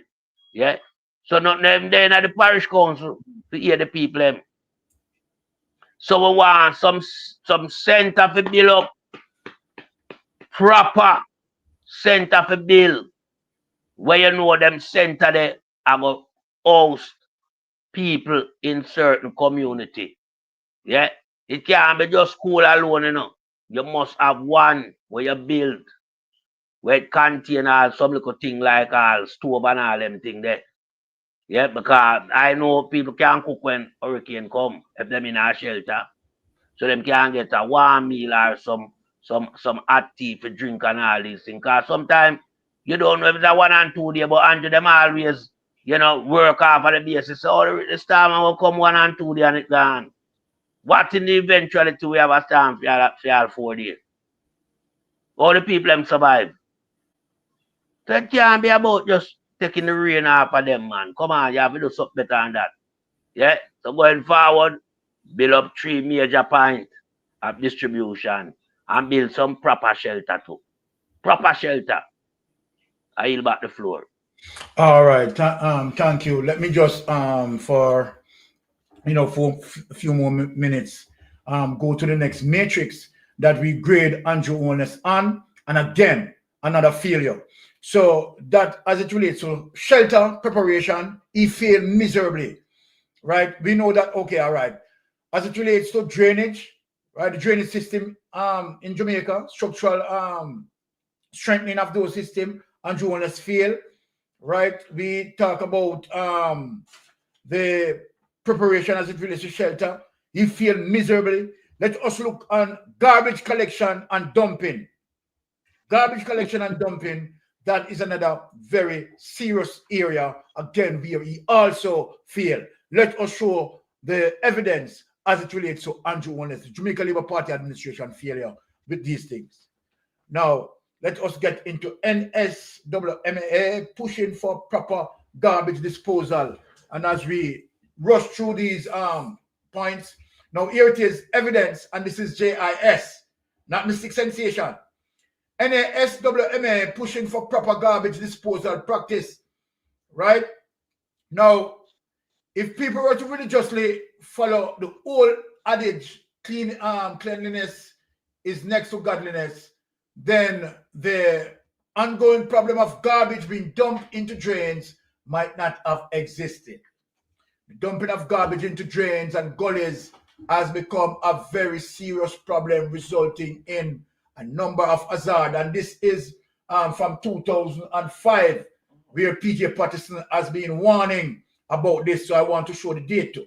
August 1, 2005, under the People's National Party government, speaking on the fundamental, so let us point that out, as it relates to taking care, right, of our garbage, not to dump into drain system. So this is under the People's National Party, right, as it relates to the government effectively, you understand, educating people, right? So let us look. If the people were to religiously follow the old adage, cleanliness is next to godliness, then the ongoing problem of garbage being dumped into drains might not have existed. The dumping of garbage into drains and gullies has become a very serious problem, resulting in a number of hazards, including making certain areas prone to increased levels of flooding in terms of what we are talking about. Now, in response to these dangers such as these, the National Solid Waste Authority, right, has continuously sought to sensitize the public about the importance of keeping drains free of garbage, right? Garbage and solid waste clogs and diminishes a free flow of drains, resulting in area flooding and mass flooding, erosion of hillsides, destruction or displacement of infrastructures, as well as create sanitation and public health hazards. Director of Enforcement and Compliance at the NSWMA, and Rodriguez, tell us, JIS News. Now take this away. Let us know, as it relates to, look, right, where NSWMA, right, when we talk about these things that affecting our drain system. Now, here it is, October 16, 2025. So I show you one from 2005 as it relates to the concern and what being highlighted, right? Public education is very much important. Now, October 16, 25, NSMA apologized, vows to end garbage collection delay. Want to see that, people? National Solid Waste Management Authority Executive Director Audley Garden on Wednesday apologized to Jamaicans who have complained about garbage collection delays and promised to have the problem corrected in the next few weeks, not days. Not days. Simultaneously, he appealed to the public, you understand, for the umpteenth time to observe proper waste disposal practices, as failure to do so has been increasing the workload of collectors, subsequently slowing down the process, right? We expect within 2 or 3 weeks to bring, right, the place back to some level of normalcy. We are very sorry for the inconvenience that people are going through, but let it not be said, right, that the work is not being done on all fronts to bring about better awareness and also to ensure that we have more compliance in terms of, right, containerization of garbage, right? Now, let us take that away because we are already going through, right? Now, look at this now. Right, let us take that away. Now, let us look at the problem, right, as it relates to the failure again of Andrew Warner's administration. Now, let us go to Waterford. Look at this, people. We are going to Waterford. Look at this. Now, here it is. Waterford garbage pileup sparks health concerns. Resident demand action. This is October 6, 2023. When you look at people, you understand where the garbage is supposed to be collected, not being collected.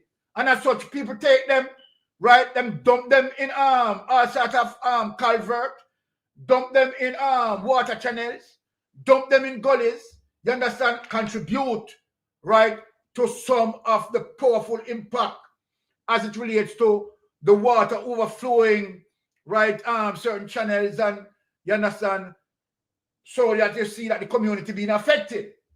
right? Residents of Waterford in St. Catherine are facing a mounting garbage collection crisis that has left them fearing the outbreak of an epidemic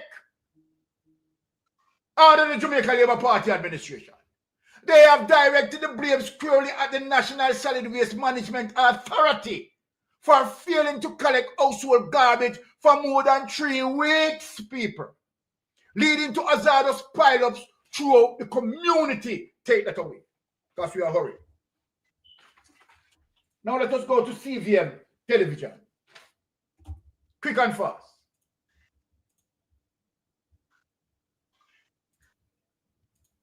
Now listen, people. To highlight the importance of composting and the reduced burden that it will have on the entity in terms of garbage collection. I just asked, I got a call to ask you what is happening on the Smithfield main road on that stretch there. I understand that garbage has not been picked up for the longest while. As soon as our truck goes down, we try our best to implement whatever strategies necessary. I am giving you the reassurance today, sir, that that assignment will be completed today. As it relates to the dump sites, I will be making recommendations to the enforcement team to visit these dump sites and collect whatever kind of information so we can know exactly who the perpetrators are. All right, that are doing these illegal dumping, right? And try to address the matter. Prior to landfall of Hurricane Melissa, right, several communities were still struggling under Andrew Holness administration as it relates to garbage being collected on time. So Andrew Holness, I'm just showing you that this is another area, right, where your administration failed miserably as it relates to garbage collection.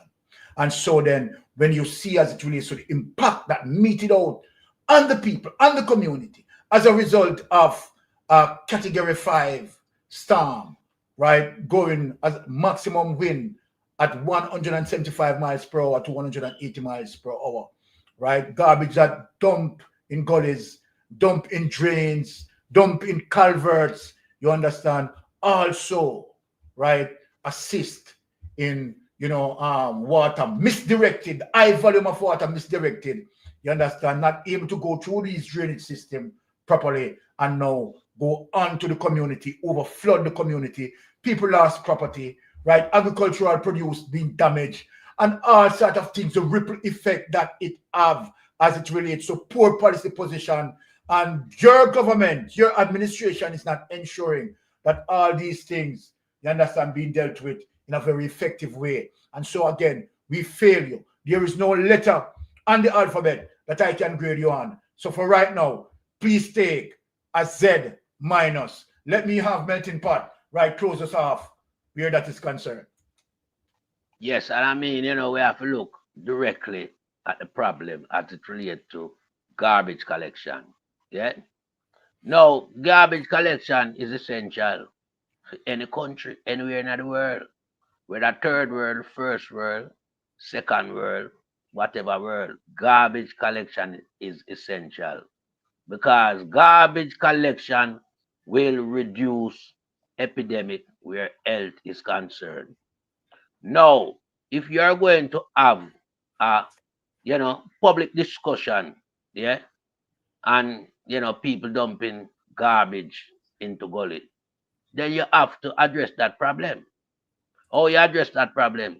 You have to have a robust garbage collection program in place for everywhere. Exactly. When you have that now, then you can educate the people. And when people break the rules, then you can fine them. You understand?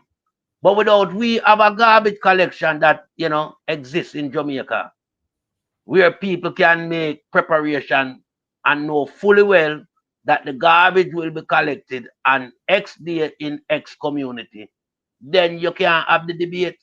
People have to find place to put the garbage. They can't keep the garbage in them yard, near them kitchen, near them house. So them are going to get rid of it. And then the gully becomes the ultimate place to dump it. So garbage collection is essential. Now, when you look at places like Waterford and you see that amount of garbage, that just goes to show you them neglect everywhere. Exactly. Yeah, because Waterford is a built-up community, you know, and it's close to the Riverton City dump. I wonder if anybody know how close Waterford is to Riverton City. But here it is, Waterford, garbage not being collected. Now, when you move further afield and going to Westmoreland, it shows you say, well, it's not only urban but rural area stuff as well. Exactly. But then you have Mark Jones now from the solid waste management, yeah? I blame it upon the rainfall. No, if you blame garbage collection upon rainfall, crazy. You can't tie the two of them together, man. Come on. Because I know so the road them never maroon off and vehicular traffic did have access. Yeah? And like traffic couldn't move. So there's no way you can, you know, tie the two elements together. It just don't work. Garbage collection, the government has neglected for a long time. To the extent where them did run out a garbage truck one at a time. I think they must get 50. 50 is still inadequate. You need about 3 more time 50. The island need about 200 garbage truck for work effectively so that people who have garbage pile up with them have to get rid of it themselves. People pay tax. And we're talking about all type of tax. You see the property tax? The property tax covered garbage collection. But more than melting pot, any other tax.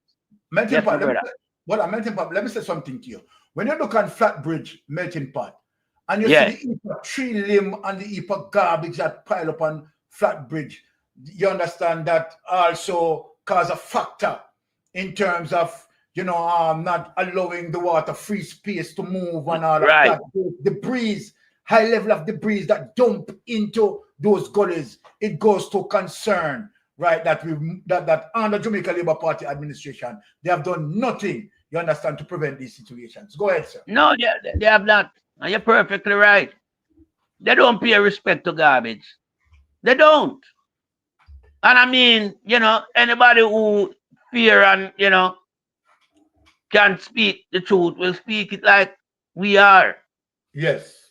This government don't really want to do nothing to collect garbage, you know. Road them no want to fix it, you know. No, him say you can't use it. Or you can't accept the fact that your garbage no collect and you dispose it, you burn it. And when you throw it at the gully now, yeah, and then when this thing come now, you hear them attack like how them attack now. Yeah. Remember, you know, you have to train up a child in the way it should grow so that when it grow old, it don't depart. So if the society was a society that pride itself on cleanliness, yeah, you not have to teach people or tell people say don't throw them garbage in a gully because you, the government, should make sure no them garbage collect. Exactly. In the UK, yeah, garbage collect on a certain day. You know so well then a household garbage and then you have recycle. And them come one day separate. You understand? And when we have crisis like bin man a strike, yeah, your garbage still collect, you know. Your garbage still collect. It might not collect on a timely basis as usual, but it still get collected, a pile up. And look how much people live in UK. Look how much household the council have to move them garbage. In a Jamaica, it's easier, man. Come on, Andrew.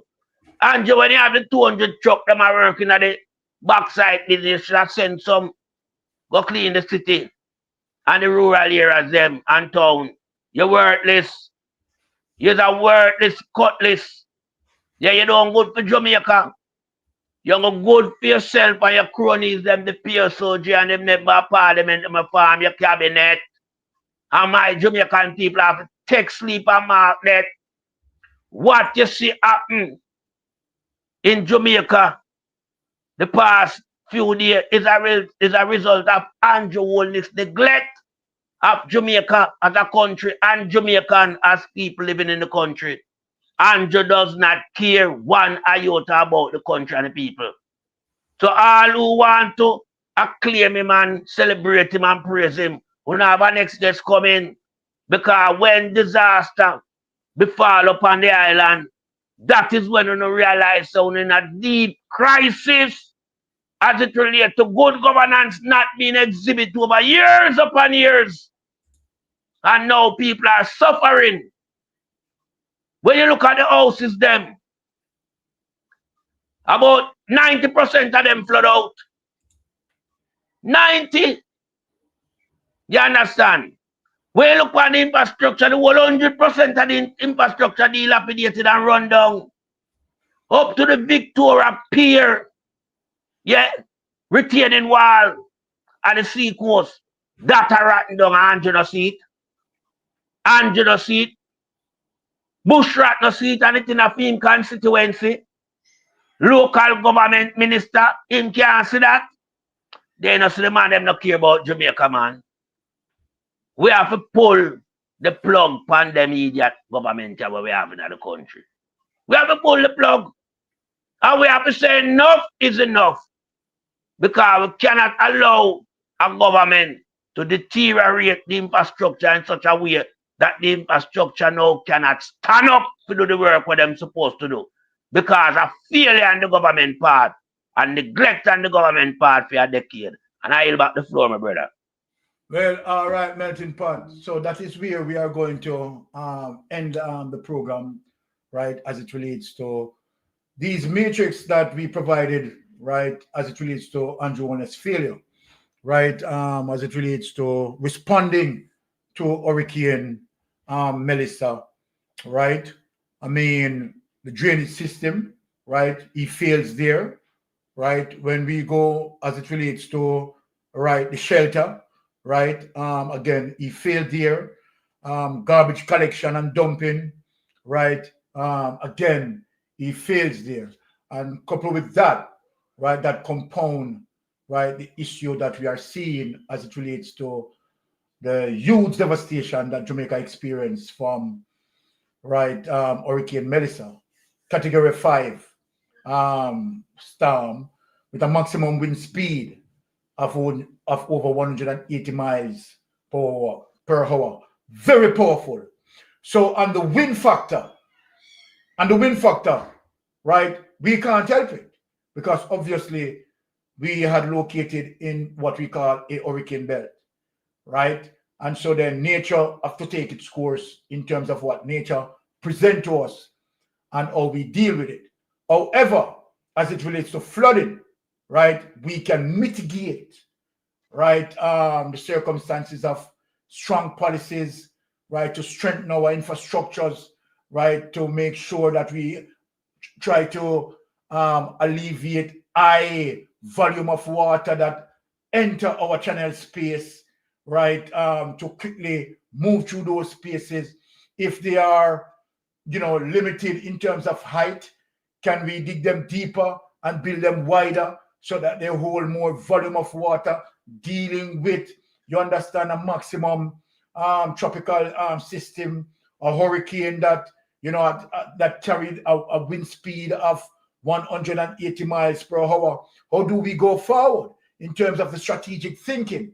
How do we go forward in terms of, you know, developing our structure? Because we are in the hurricane belt, right? And it is not a situation that we have the opportunity that we can take out ourselves out of the hurricane belt. We can't.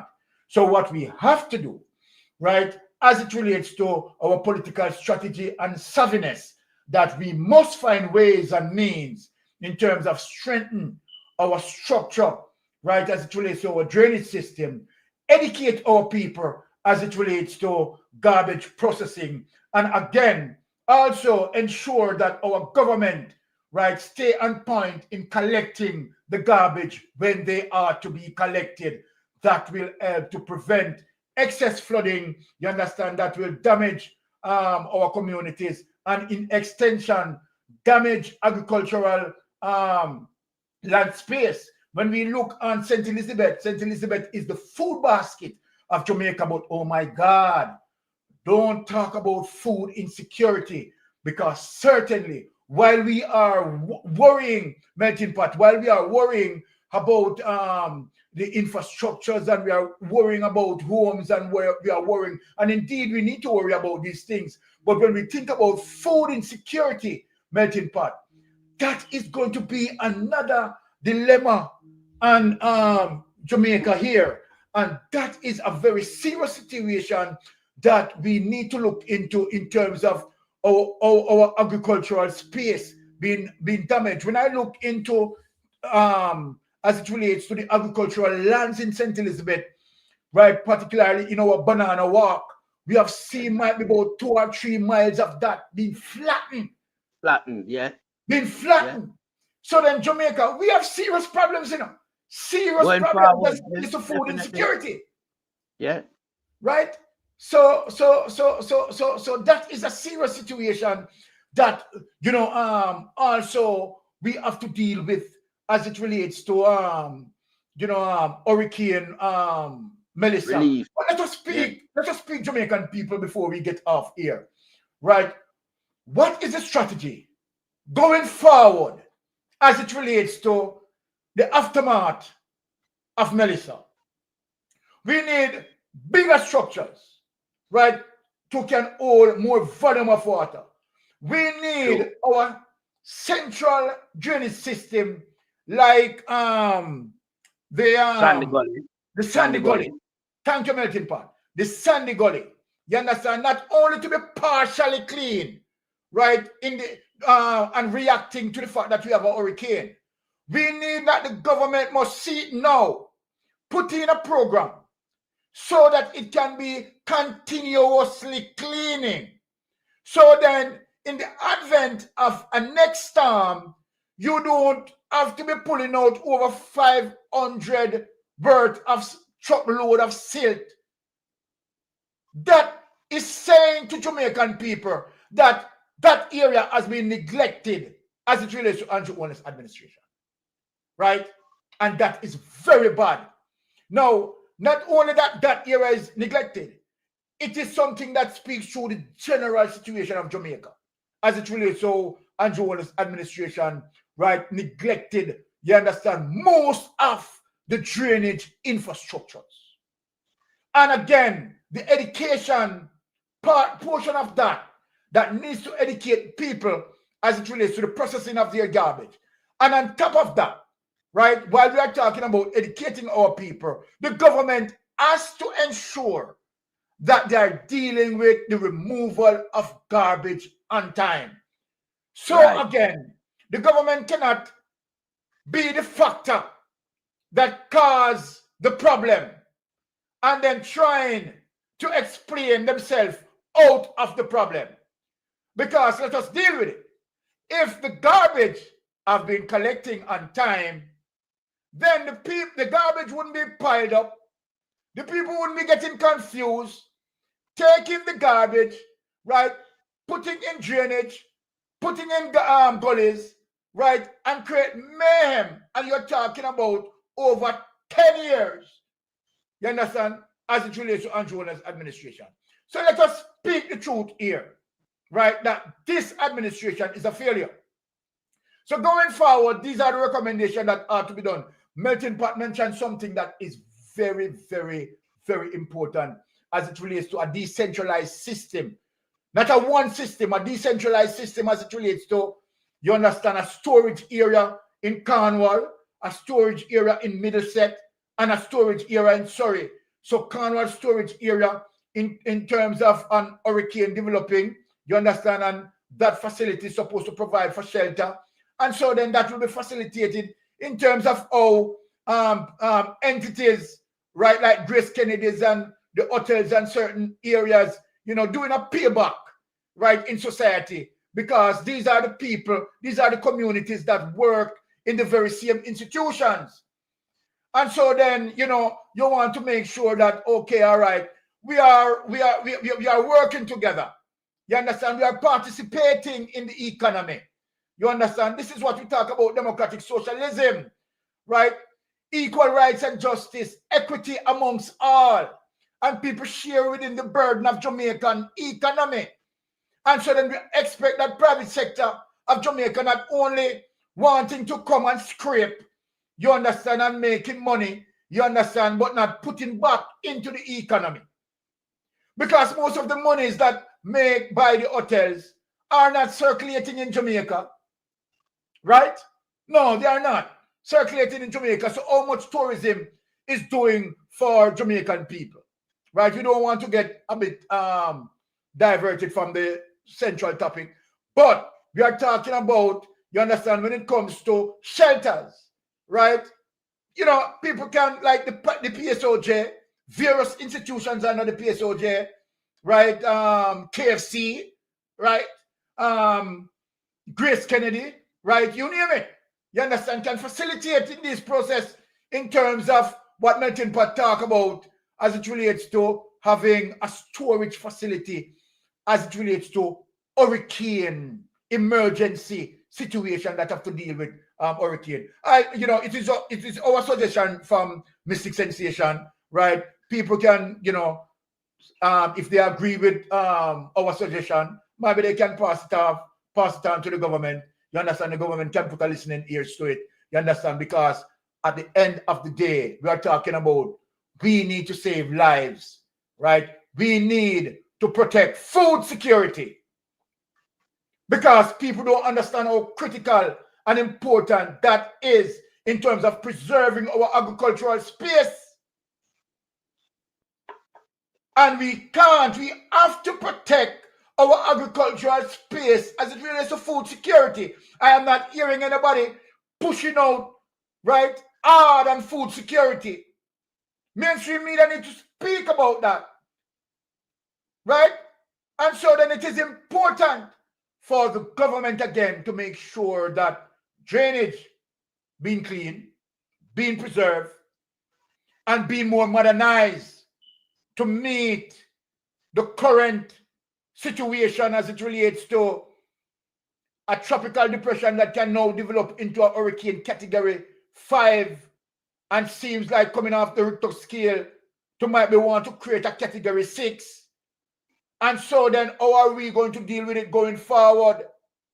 Is this going to be our last hurricane? Certainly not. Are we going to have more? The potential, the high probability exists because we are in the hurricane belt.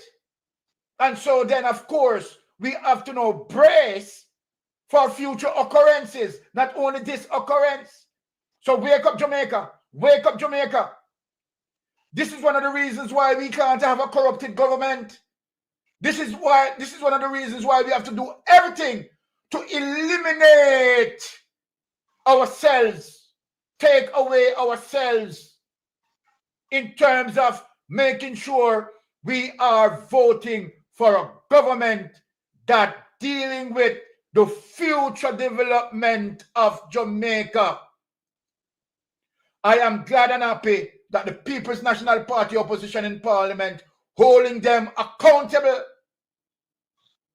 And so then Juliet Owners couldn't get away with this in terms of stopping, right, Mr. Brown from asking the question as it relates to the money being owed to persons who dealt with burial as it relates to cleaning have not been paid. So how are they going to be encouraged to do the cleaning as it relates to Melissa?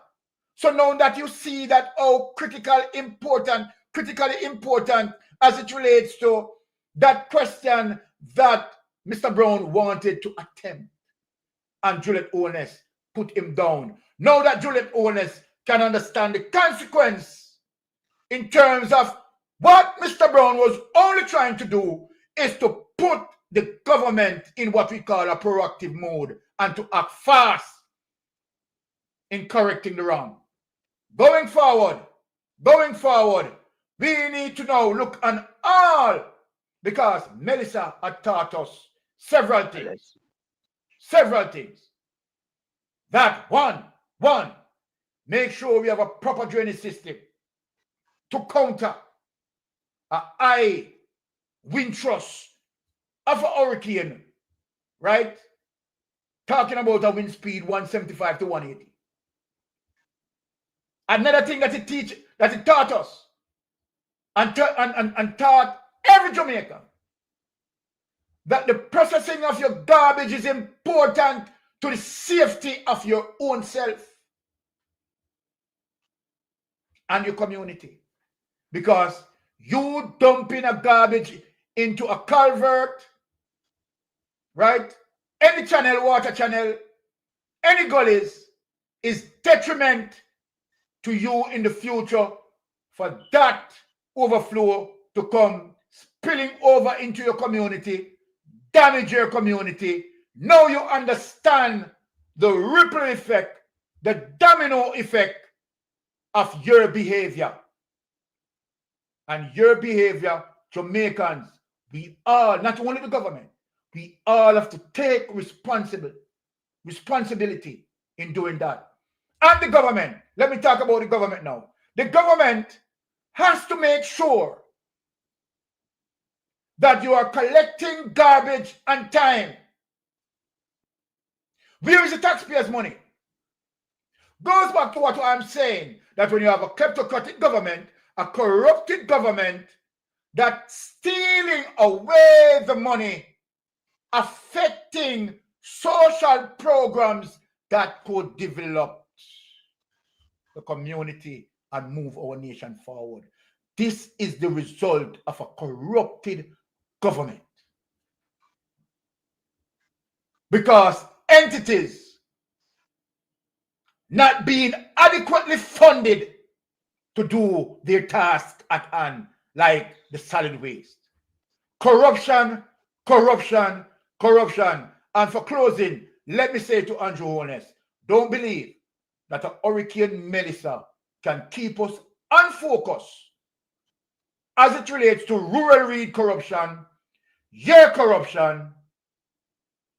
We know that your statutory declaration has not been certified, and even although we have the hurricane dealing with, sir, I am saying to you with respect, you, as it relates to my subjective opinion, is an illegitimate government, a corrupted government, a rogue government where the Prime Minister's statutory declaration cannot be certified. And I end the program here today. My people, thank you for passing through. We love you. Melting Pot, big up yourself, my general. You understand? All right. I can just say one thing in closing. All right, let me bring in a little piece of shit troll named Leonard. Yeah. Am I writing some little garbage that talk about you guys? I want Leonard, guy work on ship here. Guy work on the big mama and the Andrew. Yeah, we no guy around us, so we are big man. Grandfather. Yeah, husband. Yeah, father. Piece of shit. It's people like you make Andrew Holness operate the way I'm operate. Yeah, but you know when you come around and say, you know, the people them in the chat, you know, I gotta lie to you and run you with a piece of stinkness and flush it down the drain because it's waste. Yeah? So big up the people them in the chat. Just make sure no one will keep it locked like that. Yeah. Any troll come around here, so just identify and make rub them out. Because them are the people Andrew waste for money upon, you know. Yeah, I pay these nastiness to come attack program, credible program where I enlighten people and bring them to the realization of where Andrew Holness are going within our country and the administration. So Leonard, Big Mama wait for you for squeeze you tonight, man. Big Mama calling up. Go on, warm up Big Mama and Draws Davis, man. And leave the program and the people them to concentrate and understand when we highlight corruption. And I yield back the floor, my brother. They come up, you know, with them on the Titans, they come on now. Yeah, I know we are going to continue to beat them on the Titans. Same way, because Andrew Holness administration a failure. Yes. Yeah. And with the clown them around him, it becomes a double failure. Well, I want to tell, Melting Pot, you know, we can tell Leonard that it is going to take more than millions of him, you understand, to stop a Melting Pot and Mystic Sensation. You understand? We are totally penetrative. What we are talking the truth. We are bringing the highlights. We are bringing the evidence, and we are making reference from mainstream media and scientific proof. So when Leonard has something to say, okay, all right, Mystic Sensation, you are wrong on this. then show us the evidence where I am wrong. If not, you understand, you are just gobble, gobble, gobble, just hot air coming out of your mouth, right? Well, Melting Pot, big of yourself, catch up on Titan. All right, my brother. Blessings. My people, blessings, catch you on Titans. Big up. All right. I know why you come to me with that foolishness, you know. You elect a prime minister, and is a prime minister run the country. It is time we learn to hold our leaders accountable for their actions and stop making excuses for them. Stop making excuses. Otherwise, go elect the people who really run in the country. And I don't want the right start that stupid argument. Hold the people you elect accountable and stop making excuses for them.